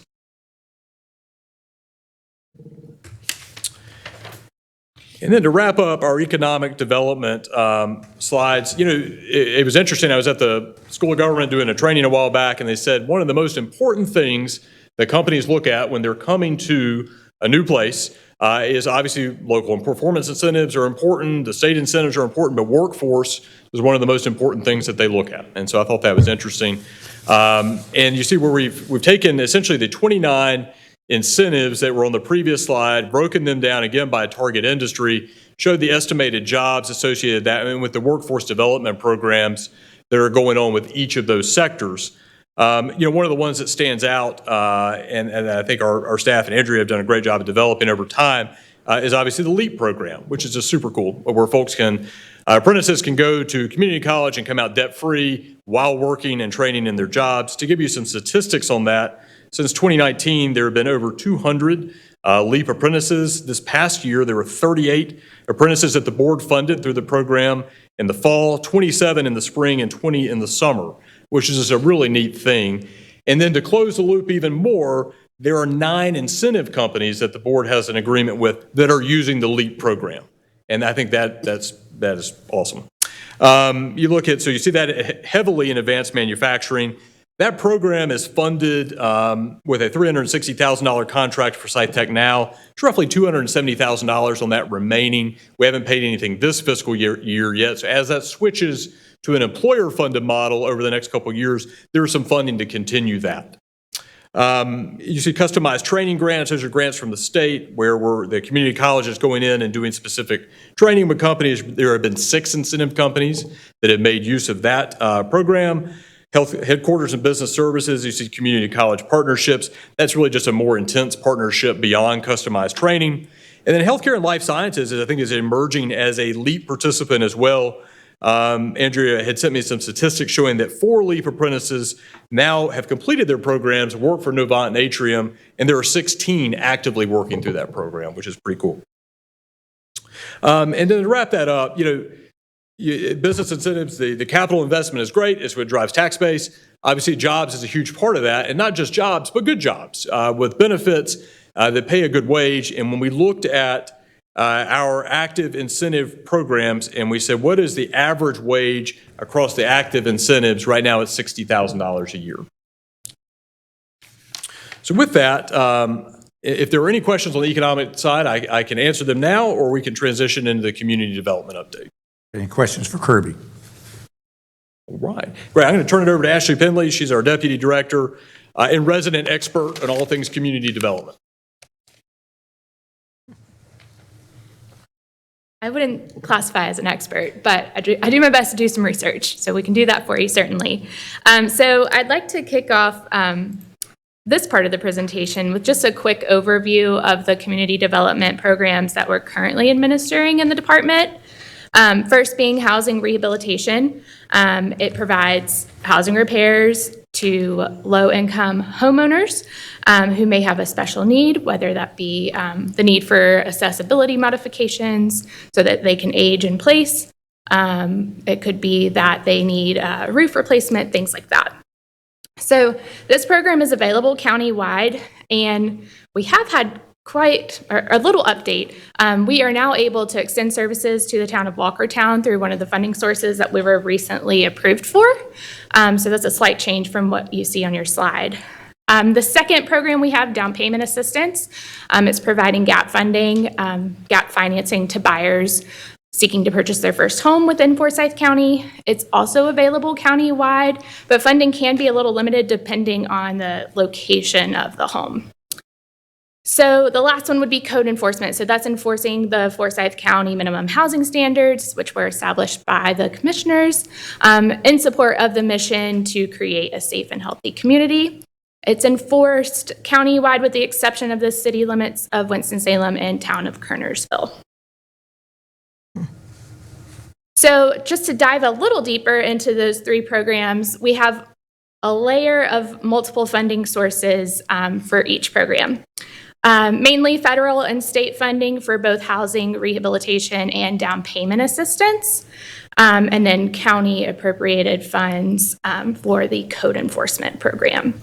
So each of the federal and state funding sources, of course, have their own stringent measures that we have to stick to in order to administer these programs. So we wanted to provide you with some data around each of the programs and the activity we've experienced in the last fiscal year. So to kick it off, housing rehabilitation, we've completed 19 homes, I apologize, throughout the county. 13 of those were actually homes within the city limits of Winston-Salem, and you can see on your map there kind of the District A versus District B comparison. Overall, our total investment was just a little over $454,000, a mixture of state, federal, and local matched funds. But the neat thing about this program is that we can generate revenue on the administrative side. So in last fiscal year, we generated $92,025 in administrative funds, and that's from a few different funding sources. So North Carolina Housing Finance Agency provides reimbursement for the Essential Single Family Rehab Program and also for the Urgent Repair Program. And then we are also in a contract with the city to administer both rehab and down payment assistance. And you can see that we received about $65,000 in administrative reimbursements. If I could just share, I'm glad to see that District A, the individuals, the constituents in that district know that the housing rehabilitation is available. So it looks good. Yes, and we'll talk about that a little bit more too on another slide and what the future of that looks like. Thank you. The interpretation issue, I was counting the dots, and I only count 17 dots. So some are very close, maybe on the same street, but if we have an Excel spreadsheet that we can share as well. So it does get a little overlapped there. Thank you. So this next slide does an even deeper dive into the total investments for the fiscal year. So you can see that each of those funding sources are broken down, and you can see the available funding remaining. We've also put in what those activities are for each funding source. So starting with local match, we had sorry, I have a glare here because I'm short. A $59,000 investment with an available balance of $155,000. So you'll notice that these funding sources cross over multiple years. So that's why you'll see a larger available funding versus just the FY25 investment. Urgent repair, we had $97,700 with an available funding amount of $283,000. That is because we've received our newest award for urgent repair. We get those about annually. And then ESFR, this is the new funding source that I mentioned that we can now service Walkertown with. We did 92.8 in our last fiscal year. The new one is kicking off now. We have 182,000. That's our initial budget. However, if we extend that, we can enter into a statewide loan pool so that we can service more eligible homeowners. It's just on a reservation basis. And then our home investment partnership program. So this has the longest expenditure deadline. So we have 5 years to commit these funds. So that's why you'll notice a slightly larger available funding amount there. So we have about 1.9 available. And the reason or a contributing factor to that is that post-COVID, we saw a lot of people selling their homes who may have gone through our down payment assistance program. And so the money that we collected back from those buyers goes back into the pot to serve more eligible buyers with down payment or rehab.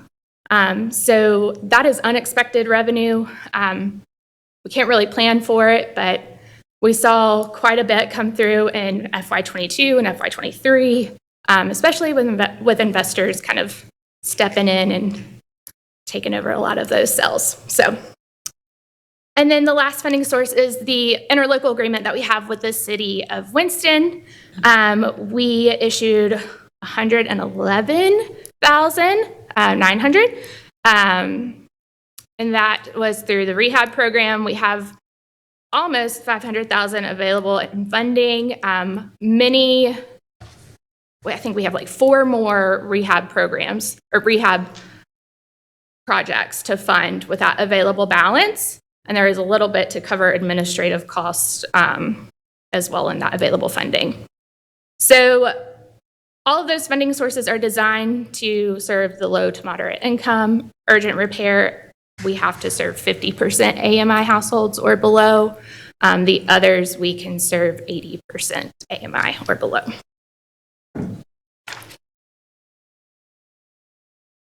Okay, so moving on to our down payment assistance program, we assisted 19 buyers last year, all of which were properties purchased in the municipal limits of Winston-Salem.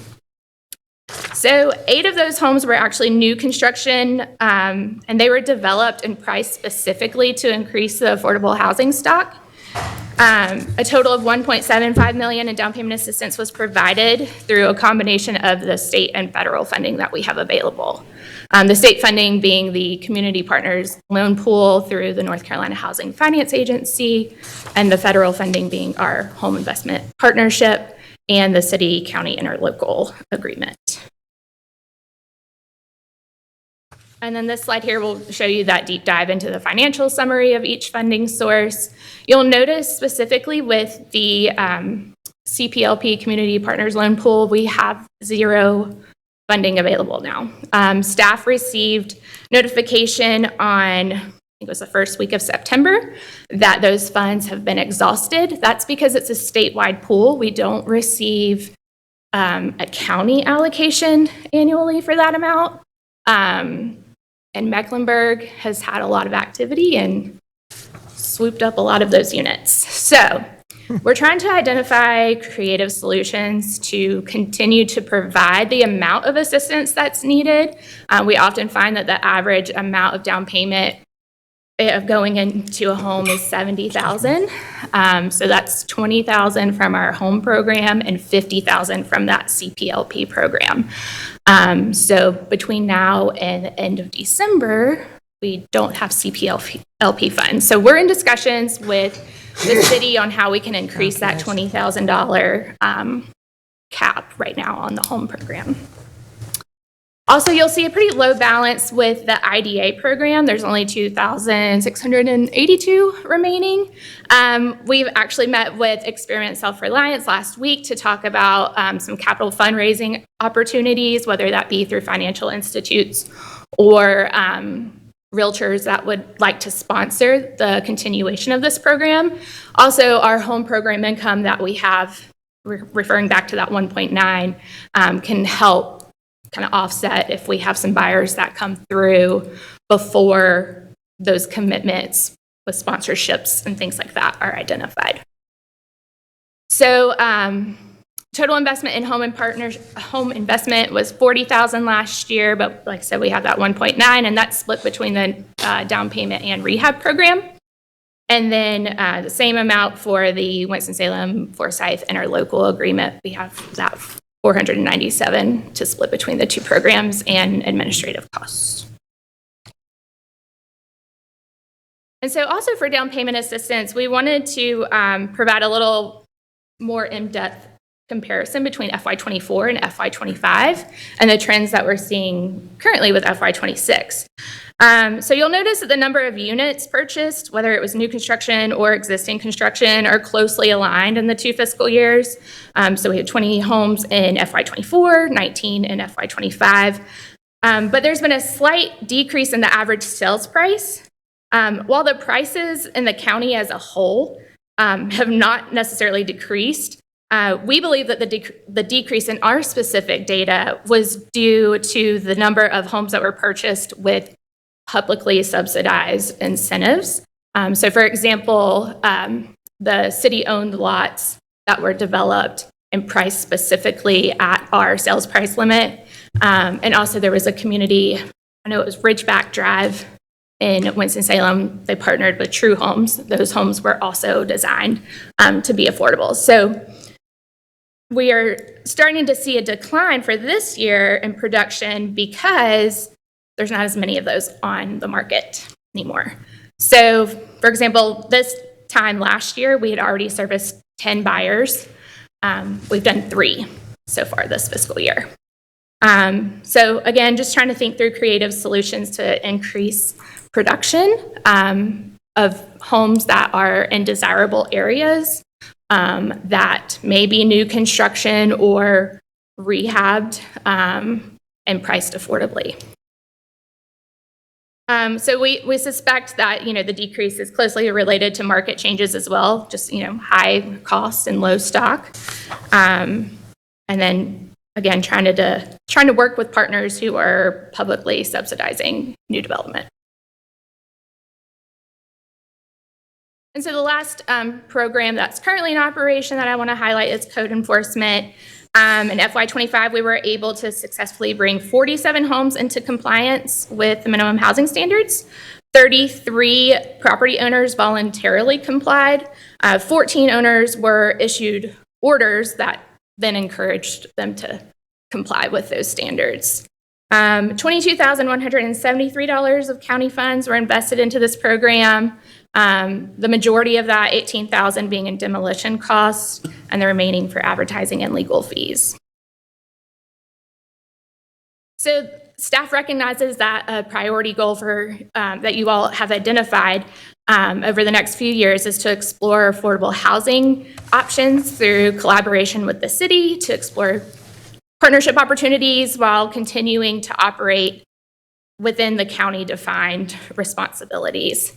So on the left-hand side of this slide, you'll see the 3 community development programs I just highlighted, which all support affordable housing initiatives, rehabilitation and down payment, both able to serve within the city limits of Winston-Salem.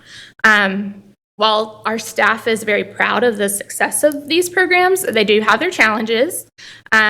We see a high demand for rehab and down payment within the city limits, and that's where our financial resources are a bit more limited. So as mentioned previously, the decline in down payment activity this fiscal year because of the market changes and low supply are a little concerning as well. And for the code enforcement side, it's often difficult to bring properties into compliance that have clouded titles or pending foreclosures. Those tend to take a while to move. So we may see some overlap between fiscal years of complaints that are outstanding. So on the right-hand side of this slide, you'll see some potential opportunities outside of our traditional practice, which allows to continue to support affordable housing initiatives. Staff has observed implementation of these initiatives in other communities, and that includes financial contributions to a housing trust fund or community land trust, financial contributions to an approved low-income tax credit property for multifamily, or acquisition, new construction, rehab, development, just a little bit of activity outside of our normal realm of operations. And while we have a decent amount of funding available, specifically outside of the city limits, to potentially explore some of these initiatives, we have to keep in mind that those funding sources are restrictive on the types of things that we can do. So for example, the home program income that we have on hand cannot just be put into a housing trust fund. My understanding is that a board referendum would need to occur, and then general county dollars would need to be appropriated towards a housing trust fund. However, that home program income is eligible to go into acquisition, rehab, new construction, or development of a LIHTC property. We just haven't done it. Not to say that we can't. So to highlight some of the department's ongoing and future initiatives to support affordable housing, we continue to monitor opportunities for program efficiencies. Like I said, post-pandemic, we noticed that increase in payoffs from past participants. And so we would really like to identify where we can go with this home program income balance that we have on hand. We are trying to increase our presence at community events. And I will say that this last year, we've strengthened our relationship with HHS and getting involved with their monthly activities too. So I'm really thankful for that relationship. Also, communications has been helpful. You may have seen that we have an online kind of marketing campaign that's routine now to highlight our rehab programs, because we want to get out in the county a little bit more with that program. And then, of course, continuing to work with our partners like ESR on the administration of the IDA program to support down payment assistance. Staff is also going to be hosting a housing resource fair on November 8th at the Central Library. This is an opportunity for the community to come by, learn about our down payment assistance program. We're going to have lenders and realtors there, as well as all of our partnering agencies, so ESR, Center for Homeownership. And it's really going to be a time for individuals to kind of figure out where they are in the home buying process and who they need to connect with first. So we're excited for that event, and if it goes off without a hitch, we'll take it on the road and go to other towns and municipalities and do the same kind of thing. So, yeah. So that's all of the updates that I have, but of course I can answer any questions or engage in discussion on what the future looks like. Any questions? Couple. So you've highlighted that there are more opportunities in the affordable housing area if there was revenue.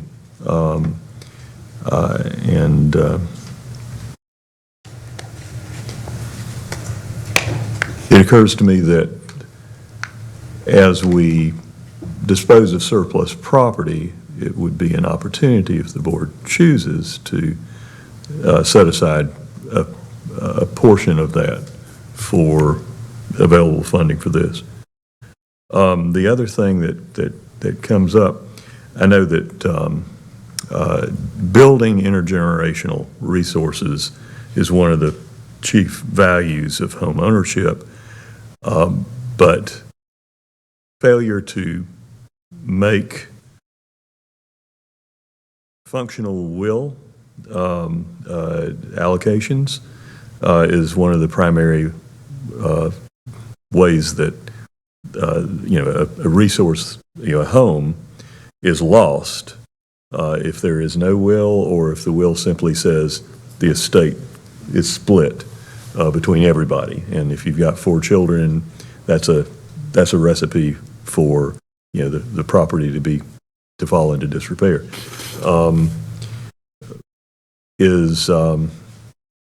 If there were resources somewhere to assist will preparation for lower income homeowners,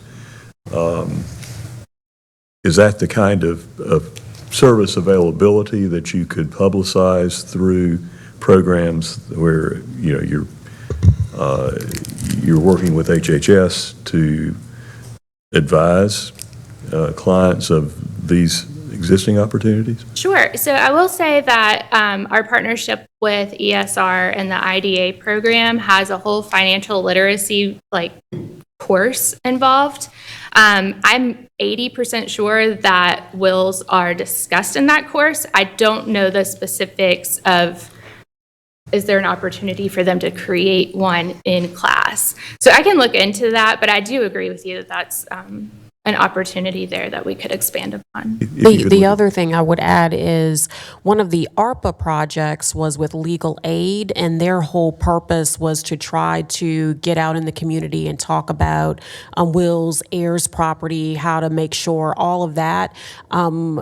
I will get what their final impact report was. That was an ARPA project. I can't remember, but I'm not sure how successful that was, how many people, but that was part of what their whole goal and role was. That would be a great piece of information to have. Thank you. I'll just jump in for 1 second. Commissioner Bessie, I think the point on the disposition of surplus property. So one of the things that I think we were trying to get at here is counties specifically, at least according to the School of Government, have additional restriction on their ability to fund affordable housing with county dollars. So if we were to sell a property, that would be county dollars. Their opinion is that there would have to be a voter referendum, not necessarily a bond referendum, but a voter referendum to approve counties to use local dollars to support affordable housing. This is the Institute of Government? Yes, sir. Okay. And so while we have a significant amount of federal and state dollars, which we have authority to use, using our local funds are restricted by that interpretation of law. And I'll let Gordon chime in if he disagrees with anything. Yeah, what you said is correct, but there is a difference in selling property as opposed to putting in county funds. So I had distributed a memo a short while back which kind of outlined the powers the county has with regard to affordable housing. It is very restricted unless you pass a referendum, as Ashley indicated, but there are certain things that could be done. I'd like to read that memo again, please. Thank you. I'll give you a copy in a couple minutes. Appreciate it. I'd like to unpack that too, maybe not currently, but probably in our discussions moving forward in the next quarter. Yeah. All right, thank you.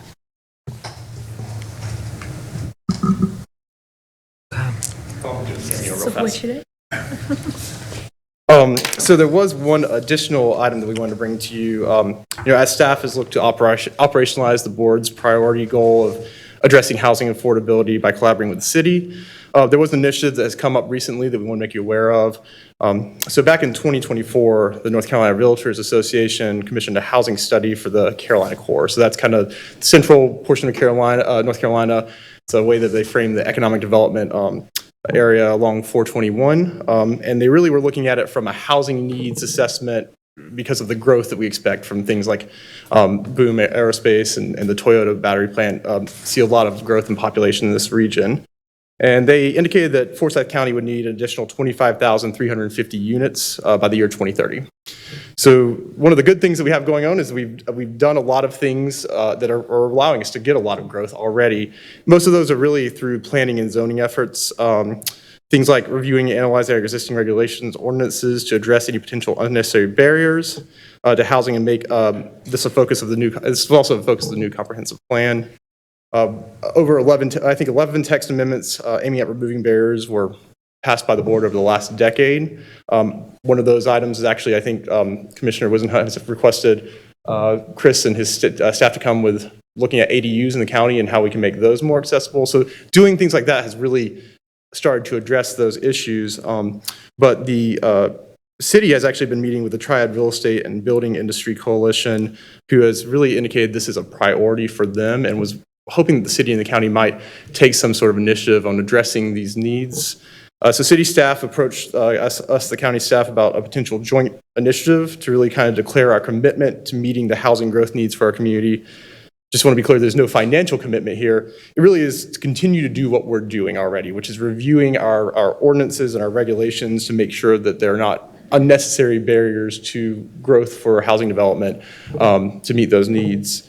And so the city's asked if this board is if the county commissioners are agreeable, we could work on a joint resolution. The city would take it to the council members to approve, and then we would bring it to you to approve, basically just indicating that continued importance of focusing on meeting these housing needs for the community. And really that's just through the zoning and planning aspects.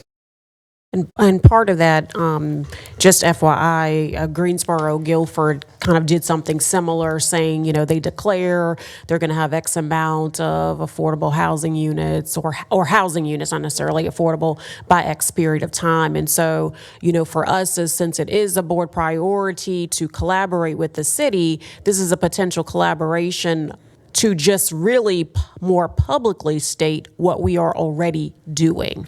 So it's within the realm of what we do. It's to say that we are supportive. this is how, and then we would jointly have like a joint resolution that we can send out to the Realtors Association and whoever else to know that, yes, you can also come to Forsyth County. We are friendly, easy to work with, and we have these things.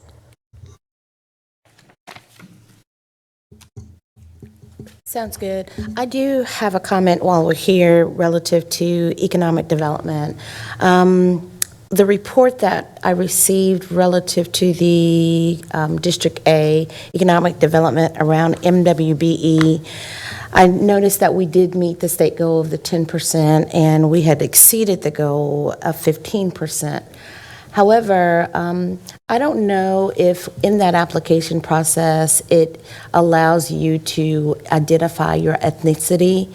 And I'm asking the question, you don't have to have the answer today. I would like to see the breakdown of that if it's available, or if they just denote that they are MWBE and that's it. I had some constituents ask me, although, you know, we know that sometimes the powers to be say that they're MWBE, I just needed to know if those ethnicity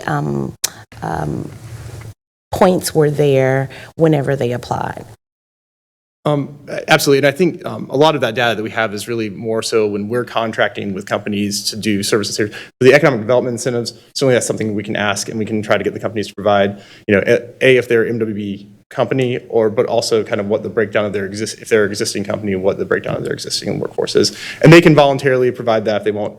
I know in the back end, we do ask them for some information around, you know, the people who are hiring, the new employees, Yeah. what zip codes are they coming from, trying to just assess kind of what the impact on the community is. Yeah, I would like to know what the company is, you know, what that landscape looked like. And then my last question was relative to the investments with the contractors for Winston-Salem and Forsyth counties. I know that we do a lot of business with outsiders, and when I say outsiders, that would be Greensboro, Charlotte, but I really need to know what type of work we're doing with those contractors inside of Winston-Salem and Forsyth County, those companies.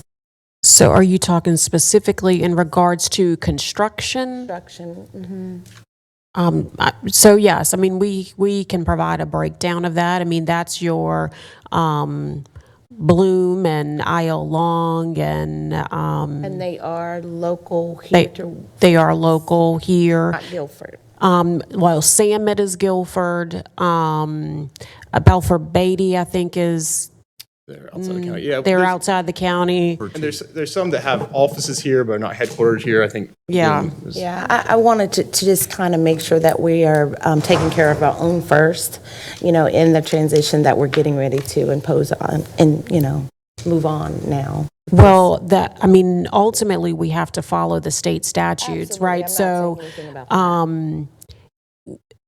that. I mean, I'll have the attorney weigh in on that. I mean, right now, we're following what we're allowed to do. Generally, this state law is that local is within the state, and so we really should not be not hiring somebody because they're from Guilford as opposed to Winston-Salem. As we said before, with certain other types of contracts, we have more leeway, services, for example. But we do have to be careful that we follow the law. And I know you didn't say this. I'm just going to say something, and I know this is not something you said, but we can't say we're only going to hire minority businesses and not women businesses. I know you're just asking for information, but in case that comes up, we can't separate out those categories. Oh, I just wanted to know the percentages, and that would be helpful in terms of that MWB number. But no, I know that we can't say who we're not going to hire because they're local, but I think that the priority we should be looking at that priority for those ones that live in Forsyth County. And I'll just give a plug to All right. the CD department over here. I think, you know, for the rehab projects, I think most, if not all of their contractors are local contractors. Awesome. We have one in Greensboro, but the majority are in Winston, Poptown, Louisville. That's good to know. Thank you. Thank you. And just clarification, Commissioner McDaniel, on the MWBE breakdown, is that specifically for the construction contractors, or are you trying to get that for those we provide economic development incentives for? It's for companies. the construction. For construction, Yeah. okay. Thank you. Going to pass it back to Kirby. We have one more piece for community economic development. Commissioners, a quick real estate update. I've labeled this as surplus properties, meaning the county-owned properties that we're moving to sell. First is the Hall of Justice, and it is still for sale. It has been listed since February. It's a fantastic site and building. And we've had NAI under contract since December 20, yes, for the calendar year, and it expires this December. You know, they've done a great job. They've had a hard task, and they've gotten a lot of exposure to the building. They've done just a number of on-site events. They've banged on a lot of doors and called a lot of folks. We've shifted our marketing campaign. We did not have a price listed when we first started out. We do have a price at $5.5 million right now, which is in line for what you would expect to see in the Central Business District for that type of property. The market feedback has been that the cost of renovation and conversion for that building is really high. It is a tough building to work with by the nature of its construction. This sort of precast concrete building. It's very expensive. The cost of capital is high. The market prefers right now less risky investments and assets with clearly defined uses. So it's tough because you've got just a killer site, but what do you do with it? And so they are exploring those markets. They still feel confident they'll bring the board an offer any day now. We'll see. I know that there are folks out there that are actively looking at the building, and we'd love them to make us an offer. SciWorks, moving on from that, is... Yes, ma'am. Can you hear me? Before you move on with the Hall of Justice, did you ever tell us if we were to demolish it, what that value would be? I think that we may find in the by and by that we would get more value out of the demolishment of it versus trying to sell it like this. A cleared site, there's pros and cons to that. So roughly $2 million for the land. It's going to cost roughly $1 million or $2 to bring it down as part of the challenge. Pros and cons there are, construction is expensive. So if you can reuse existing construction cheaply, a buyer is going to look favorably on that. Okay. Vacant land tends to be a little more speculative, and it can be a more lengthy process. So yes, I think that vacant land will attract a different type of interest, perhaps different intensity of interest. I think the NAI contract expiring might be a natural time to say, this has been listed for a year. What do we do with this now? Correct. And so I hear you. I think at the end of December when that contract expires, be a good time to look at that. I can tell you they've put a significant amount of resources into this.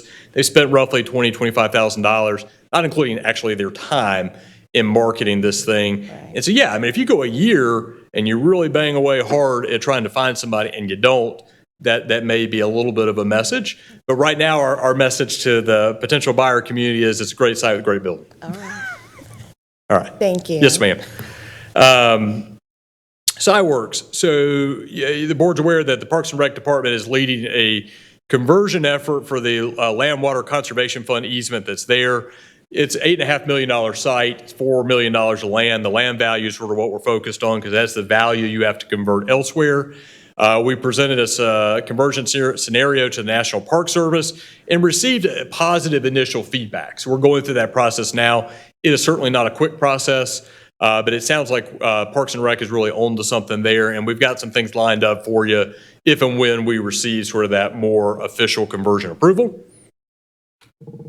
Sturmer Park, you approved a, yes. When do you expect that? I mean, does the National Park Service give you an indication of that? It is a strange and mystical land at the federal government right now, and especially the National Park Service. You can't talk to them directly, and so you have to go through the state Park Service to do that. But Parks and Rec was very smart in what they did. They've hired sort of a consultant that can help sort of grease the tracks on that type of thing. And long story short, we don't know. But I think that they're continuing to push as hard as they can to get some response. I'll just add that I know that Chris Weevil has contacted them at least once a week trying to get them to respond. We got that initial feedback. We sent them some additional information they requested, and now we're still waiting for them to respond again. But we are continuing to reach out and try to make sure they respond. The one we did before took, I think, a year and a half off of Haynes Mill, and that was for 3/4 of an acre. So we're working hard on this one. All right, Sturbridge Park, the board approved a purchase contract a couple of months ago. We are in due diligence now. That's 3.5 acres of land there, under contract for $3 million for a fuel station retail development. Around Thanksgiving, that buyer will be locked in if and when they have certain extensions in their contract they can exercise. But around Thanksgiving is about the last time they could get out of that contract. Closing, if they stay in that, would be expected in spring of 2026. We've had a public meeting associated with the rezoning process. It was great. No negative feedback or anything like that. That's moving along pretty smoothly. I expect that to continue. Amos Cottage is there. We are soliciting offers for that as well. Our 90 days where we tried to get an offer officially expired. We're retooling sort of our marketing campaign around that and are seeing what we can do to generate some interest in an offer there. And then lastly, I know it's been a long morning. I wanted to touch base on the Idols Road Business Park or the Tanglewood Business Park, depending on which slide you're looking at. You know, we had the site selection report that we presented a couple of months ago, and those HDR folks took a specific look at Idols Road Business Park. And so basically what they said, and what you're seeing there in terms of an image, is an old conceptual drawing of how that park could potentially be developed. But what they basically said in looking at that specifically was the proximity there to Dillon Drive and the existing development that's there on Dillon Drive on the north side of the park supports a light industrial use. And you'll remember that most of that property is zoned general industrial now. To make the site viable for a LI development, you got to move a lot of dirt, basically 800,000 cubic yards of dirt. Now, we're talking about the entire site here, not just certain sites here, but you're talking about the entire site. So you got to move a lot of dirt to grade it and make it viable for LI construction. Additionally, it needs some transportation improvements, and that's something that I think the site selection report was really effective in identifying is when you look across the county, you know, to incentivize industrial development, and you got to do certain transportation type of investments, whether it be a signalized intersection, turn lanes. So at Idols Road, HDR felt like, yes, it is a viable site for commercial development if we make some more investments in it in terms of grading or transportation improvements. Maybe not necessarily both, but one or the other. Both are relatively expensive. The earthwork estimate was $9.6 million. Again, that's for the entire site, not just for like a phased development. Transportation improvements were $2.3 million. Those were, while they were less expensive, were probably a little more contentious in that they would involve widening certain sections of road. So if the board desires to sell the property, so if you wanted to say, okay, you know, we see this could be used for commercial development. Maybe the county is not necessarily the developer here. If you wanted to sell it, we had them also then look at what the value is. Roughly $4 million as is. If you made the investment to grade it and to make the transportation improvements, roughly $12.6 million, or you know, the amount of money essentially that you put into it to get it there. So you have a couple of options. You have what I've labeled as county as developer, which is essentially what we're doing now. You know, we've kind of put it on hold because we wanted to make sure that we were telling potential developers something that aligned with what the board would want us to do with the property. You know, so what type of development would we want there? We basically have said, hey, we think the board would accept a less intense type of commercial development. What that means, you know, is up for interpretation. You could sell the property. If you wanted to sell the property, would you want to rezone it prior to the sale to take it from a general industrial use to a light industrial use? Or we could continue, you know, going as is and sort of see what happens. And so I just wanted to put that out there for some discussion. If you had any direction for us in terms of what you want to do here, knowing that sewer is going into the property now, which is an important improvement to make it viable for commercial investment. Do you want to invest in the property more and do some grading and do some transportation improvements? Do you potentially want to sell it? If so, do you want us to rezone it that restricts its use or just sort of see what you get? When you say the market value with no improvements is estimated at $4 million. Does that include the water and sewer? Yes. Okay. And the market value, if you do this extensive work, is about what it would cost to do the extensive work. What you put into it, essentially, yes, sir. Is there any argument not to rezone and put it on the market for its as-is value? And that's more of a policy, I think, decision for the board. We're happy to provide guidance under those three options. Look, I'll just say that, you know, the parcel is divided into two different zonings. So one is RS40, I think it's RS40 on the bottom, and then general industrial on the top.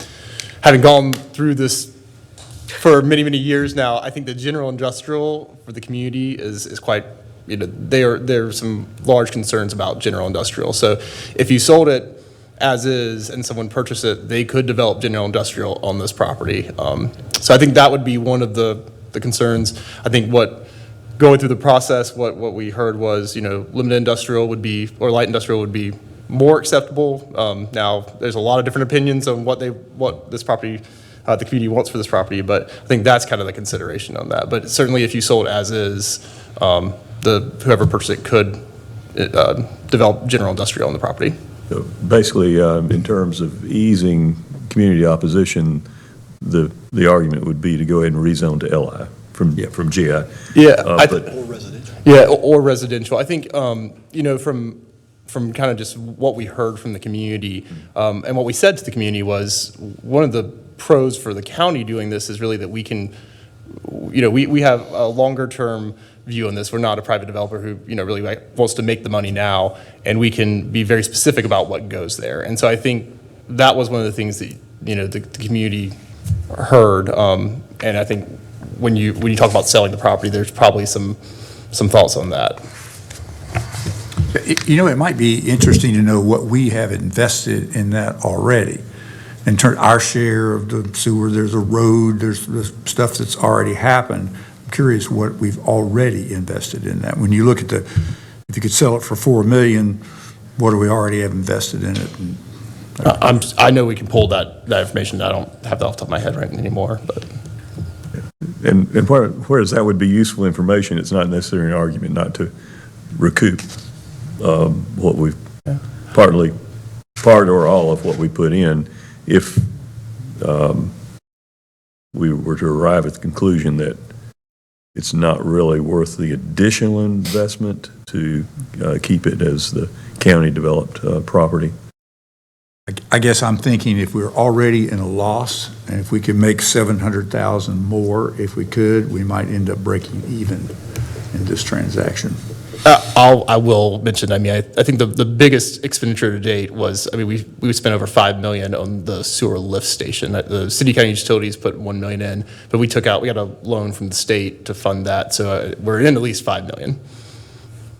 What's the access? It's not Idles Road. It is, there's an Idles Road access that we constructed over the rail line there. So that is the primary entrance right now. It's just a stub road over the rail line, so we do have access there. The initial thought was to come off of Topsire Drive. There was about 100 yards of improvements that would need to be made to Clemens roads, because that's a Clemens road, and that, so the county went in the other direction. You were able to widen it where the tracks are? Excuse me, sir? You were able to widen Idles Road, which has the railroad track running alongside it? I think that would probably be difficult on that side of the road. Yeah. I think most of the transportation improvements are on the north side. Yes, sir. Okay, thank you.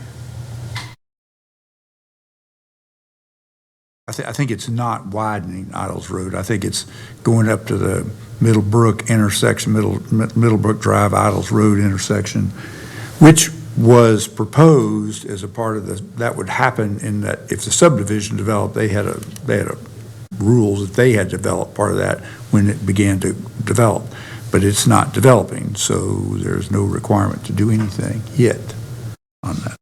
So Let's give it some thought. Let's give it some thought. yeah, we'll keep thinking. We've been thinking about it for a number of Yes, sir. years, so we can continue thinking about it. And I'll just quickly say, in closing, thank you. The board's made a tremendous amount of investment in community economic development.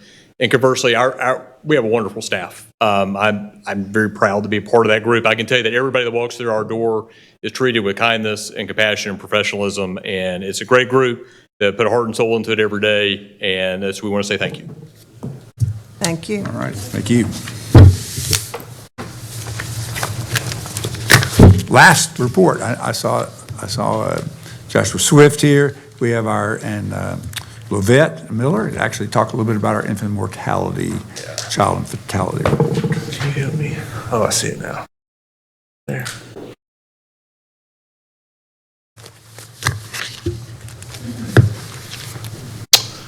And if you need me to stay later and need an invocation at the 2 o'clock, or I'm here. You're available? Thank you. Okay. No, all right. I think now it's good afternoon, commissioners, not good morning, commissioners. Yeah. I will be, what is the time frame? I want to trust the time. 10 minutes. 10 minutes? 10? I was going to say 15 max, but Okay, I will try to speed up my speech. Yes, commissioners, so I have 2 things to report to you. The first part, and you have your sheets, I would just please disregard, we've made corrections to those sheets. We'll send those to you afterwards, so please, I assume you have the screens in front of you, so I would ask you to pay attention to those screens, because that is what's been updated. So we're looking at 2 things. We have an infant mortality report where we're looking at Forsyth County, Durham, Guilford, Mecklenburg, and Wake counties, and then the state rate. And then the second piece is the annual child fatality prevention team report that comes to the commissioners. Usually comes in the spring. Obviously, y'all were pretty busy in the spring with budgets, and so that got delayed, and so we're doing that as well. So I'm trying to knock out 2 of those. So the first part is infant data. We're looking at premature births, low birth weight, infant mortality. And the reason we're looking at premature births and low birth weight those are the 2 things that most influence infant mortality. Then we're going to look at talk about our Infant Mortality Reduction Coalition and a safe sleep advertisement outreach that we did in those results. So I'll just move first, and I'm not going to read all of this, but you can see that in Forsyth County from 2019 to 2023, you can look at our numbers for the percentage of babies who were born prematurely. That's before 37 weeks of gestation. Normal gestation period is 40 weeks, 9 months. And you can see that overall we are trending down but still 1 in 9 babies in Forsyth County, or 10.9%, are born prematurely. And you can see we're right at the state rate of 10.8%. So, and I'll move to this next chart, which really just shows it in a different way with bars. And you can see over time from 2019 to 2023 that we're trending down. You can see where the state has stayed flat. Other counties that are our peers have some have trended down, like Mecklenburg. Wake is trending up a little bit. And you can see where Durham and Guilford have changed throughout the years. The next slide, you can see, is the percentage of babies who were born with a low birth weight. So that's less than 5.5 pounds. So you can, that's a very small child. You can see that in Forsyth County, our numbers are trending down over time from 10.6 in 2019 to 9.9% of births that are low birth weight. And you can see the state average has stayed pretty much the same. So we're slightly above the state average of 9.4% of low birth weight.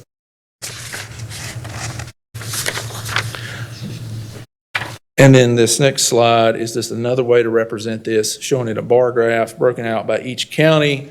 And you can see our numbers stayed stable, but we did see a decrease in 2023. And you can see us compared to other counties.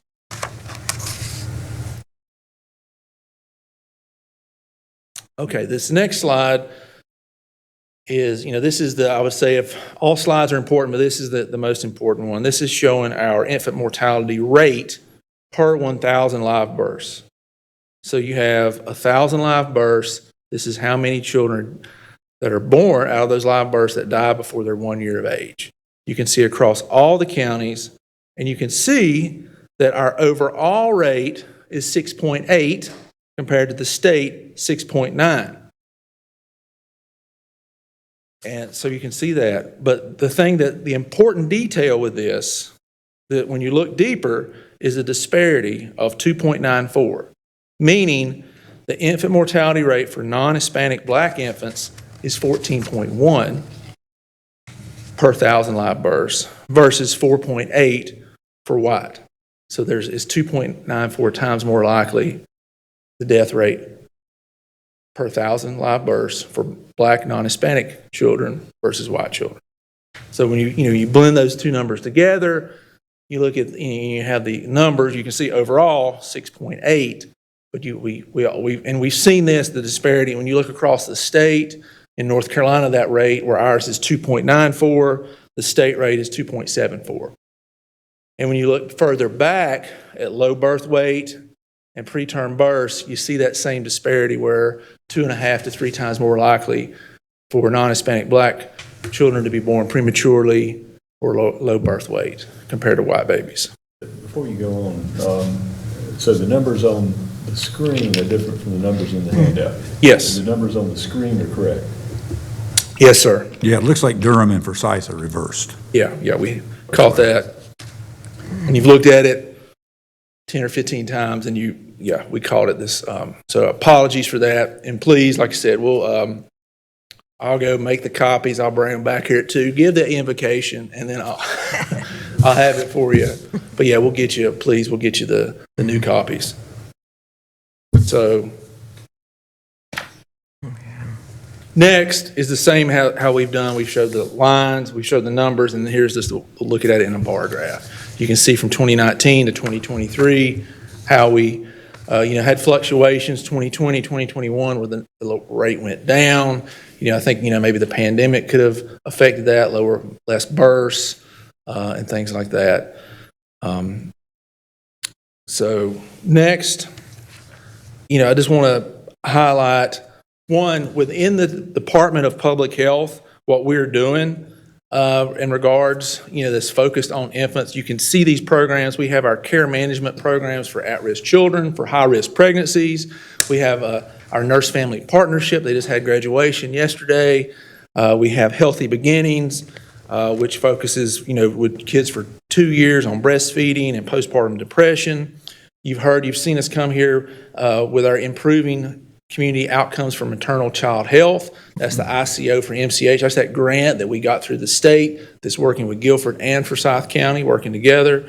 About our WIC, Women, Infants, and Children, where we're doing nutrition vouchers and education.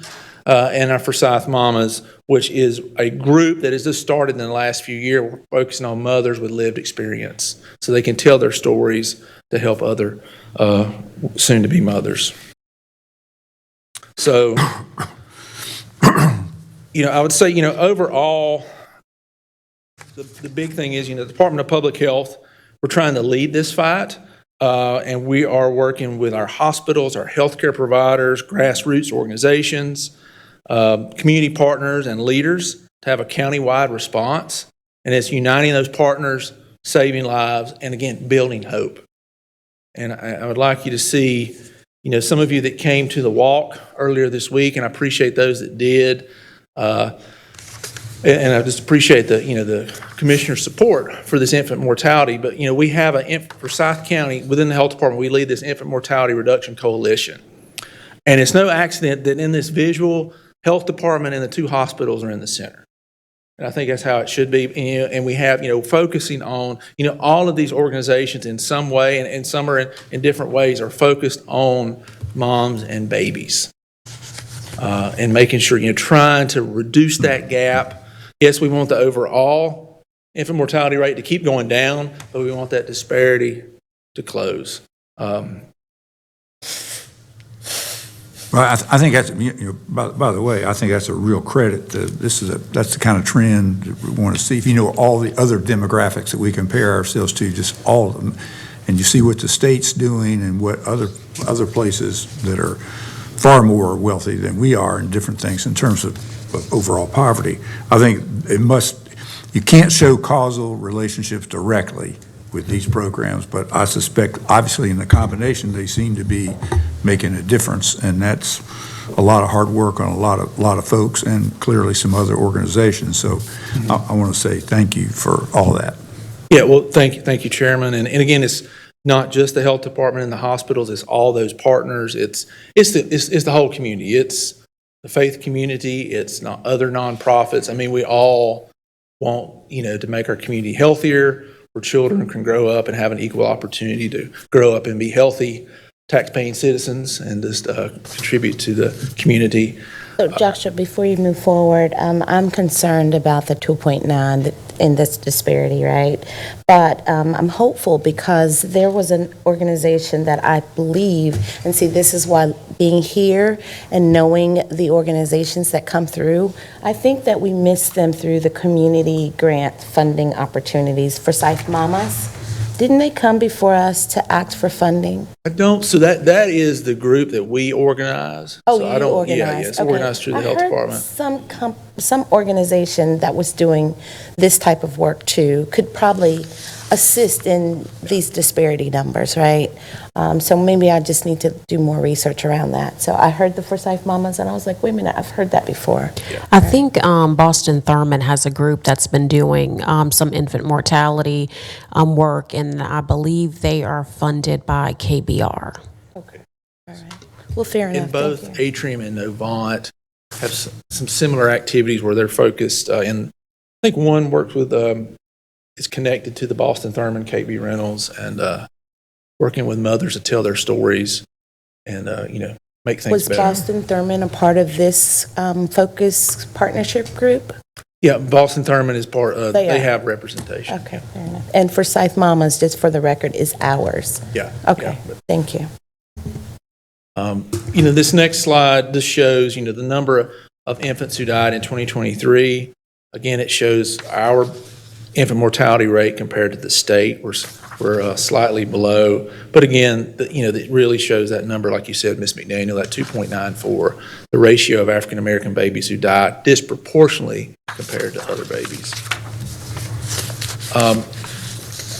Again, this was not on your slides. It went out. Ed McNeil and I were working on this last night at 8:30 to get the numbers just right, and appreciate him. So we received $6,000 from the state. When I first started here 7 years ago, how much money do we get for child fatality? We don't get a dime because previous, I guess, persons in my spot didn't want the money from the state. And I said, hey, we want the money. So we got $6,000 from the state, and we partnered with the communications department, and we did a 5-week media campaign looking at Facebook, TikTok, YouTube, Snapchat, all those, and focused on women 18 to 45 years of age, childbearing age in Forsyth County zip codes with a heavy concentration in 27101, 27105, and 27107. We got 800,000 impressions during that time. And an impression, Commissioner Wilson and I were talking about the Winston-Salem Journal. He's got the paper copy. Well, I look at the digital copy. And if I look on the digital copy and I see 2 ads for the fair, that's 2 impressions. So just imagine, you're digitally on your phone or a device, your iPad, and you see those ads. Every time you see that ad, even if that's an impression. So 800,000 impressions. The goal was to reach as many women as possible of childbearing age, and we had 65,000 times the video was seen in its entirety. That's a 15-second video, and I talked with our communications director, and he said that, that was well within the industry standard of people that, saw it and saw the whole thing. And again, it's the premise was the ABCs of safe sleep, make sure the baby's alone, on their back, and in the crib. So, we're really, to me, for $6,000 to get that much penetration in the community, we were really, I thought that was good. Okay. So, if it's okay, I can move on. Any questions about the infant mortality numbers? I just think we need to continue to emphasize the prenatal care aspect, try to maximize that in the community, especially with regard to the disproportion that exists if these pregnant mothers, are getting regular care, they can identify underlying disease processes, diabetes. If they're overweight, 30 pounds gained during the pregnancy, they can get them with a dietitian. They can do things that reduce the prospect for loss of a child that may be born who won't make it during the first year. And at the Insight program that I went to a couple of weeks ago, they're working right now on a 28-bed maternity housing, I think, for pregnant mothers who are impaired. And that kind of program can save a lot of lives. Yes, sir. Yeah, that is correct. That is correct. Yeah, prenatal care is vitally important. And it's, someone asked me a few years ago, what can we do to help? And it's really like if you could go back in time to help moms way before their health, way before they become moms, become pregnant, that health very much impacts their health, whether it's high blood pressure, diabetes, weight status, nutrition status, stress, all those things affect them and then their baby. So next, and we'll move into the Child Fatality Prevention Team report. So, and you've seen this before, so I will just highlight it real quick. So we review the Child Fatality Prevention Team. We review all the child deaths in Forsyth County. This is required by state law. We conduct our rhythm is we have a subcommittee, and on that subcommittee you have a pediatrician from Avant, a pediatrician from Atrium, a representative officer from Kernersville PD and Winston-Salem PD, as well as the Sheriff's Office, Public Health, and DSS. That subcommittee meets 4 times a year. We review all of those deaths, and then we decide which deaths need to go to the full team. The full team includes all the members of the subcommittee, plus our medical examiner, district court judge, the DA office, Insight, juvenile court, guardian ad litem, Daymark, the school system, behavioral health, partners, and there's also a representative of a parent who's lost a child. And you all, name those members. They go through your process to be appointed to that. The other thing is to go in to the full review, or the focus is, you can see, is a systems issues, and looking at, agencies, regulations, maybe if there was something that failed the child, or some slip through the cracks, making recommendations to address those systems issues and developing action plans. And we are one of 30 counties that have subcommittees just due to the number of child deaths that we have.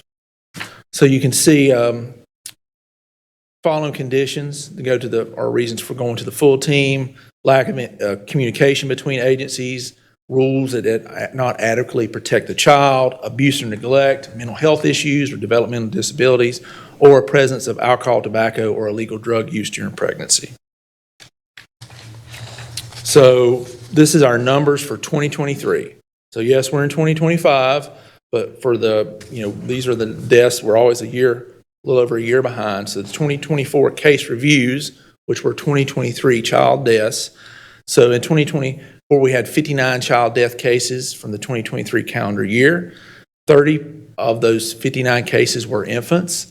And then you can see the summary of the 59 cases. You can see what they were from extreme immaturity, prematurity, congenital abnormalities, illness, homicide, unsafe sleep, or co-sleeping, which that was what our immediate campaign was focused on, accidents, and suicide.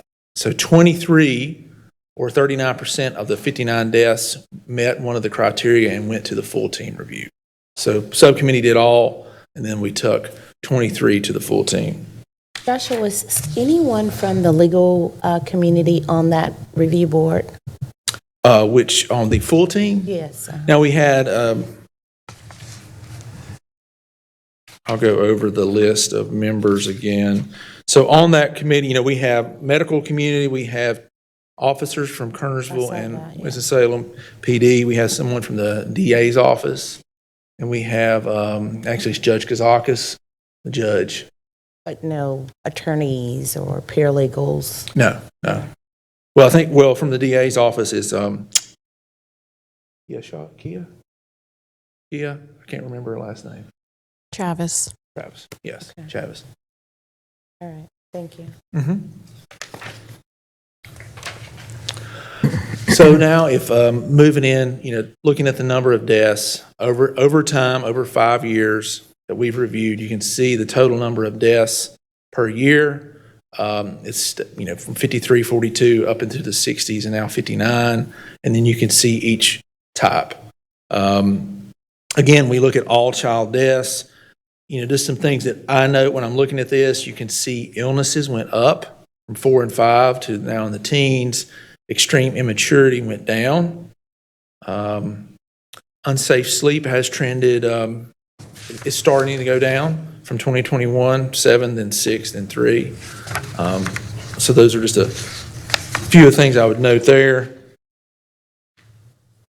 Next, I would look, this is just another look at the trend, and this is a better way or a different way to show you how many are received and how many go to full team. And you can see, there's a pretty extensive subcommittee. When we look at these, we really look hard to see if there's anything that really it needs to go to the whole full team. And the last two slides are really just showing you a summary of the full team review. You can see the accidents is broken down by, and I would just say, and I know and this is wrapping up, those are some of the toughest meetings to facilitate, just, to go through it. But, we in depth, in details about, these deaths. You can see 1 drowning, 4 motor vehicle accidents, the other transportation accident, a fire, ingestion of a foreign substance, 2 suicides, and then you can see the last slide is 3 unsafe sleep, which has been of these, what we're seeing is making sure we have better partnerships and just keep strengthening that partnership. The saddest thing is to see where for so long we've pushed to make sure the child has that crib and has what they need, the tools. Parents have the tools they need, but sometimes those tools aren't used correctly either. And it's our and sometimes nature is your child's crying, you want to soothe them, and you're tired as a parent, and or child is in the crib, but they should be alone in that crib. They shouldn't have lots of other stuff in there, blankets and toys and all those things that they could get entangled. So that's that one systems issue that we see that we can try to focus on.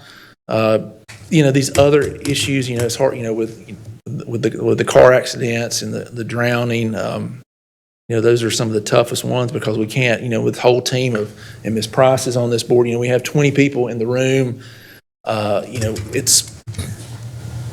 Sometimes we really don't know, what could have been done or to have changed the outcomes. But, we're continuing to move forward again, from the Infant Mortality Reduction Coalition to, I think with our Health and Human Services model with behavioral health, the gun locks, opioids, making sure that drugs, because we've seen that ingestion of drugs. So, making sure that people have lock boxes and just have that wraparound. Again, not just our babies are safe, but our children are safe. Working with the school system, they're a key partner because their kids spend almost as many waking hours at school as they do anywhere else. So, with that being said, I just want to say, appreciate the support of the commissioners. Again, we'll get this, I don't know if we can do it electronically or just a paper copy to make sure that you have the corrected presentation. But I'd be happy to take any questions. Any questions for Josh? Thank you. Thank you very much. All righty. We will recess until we have a 2 o'clock meeting. Thank you.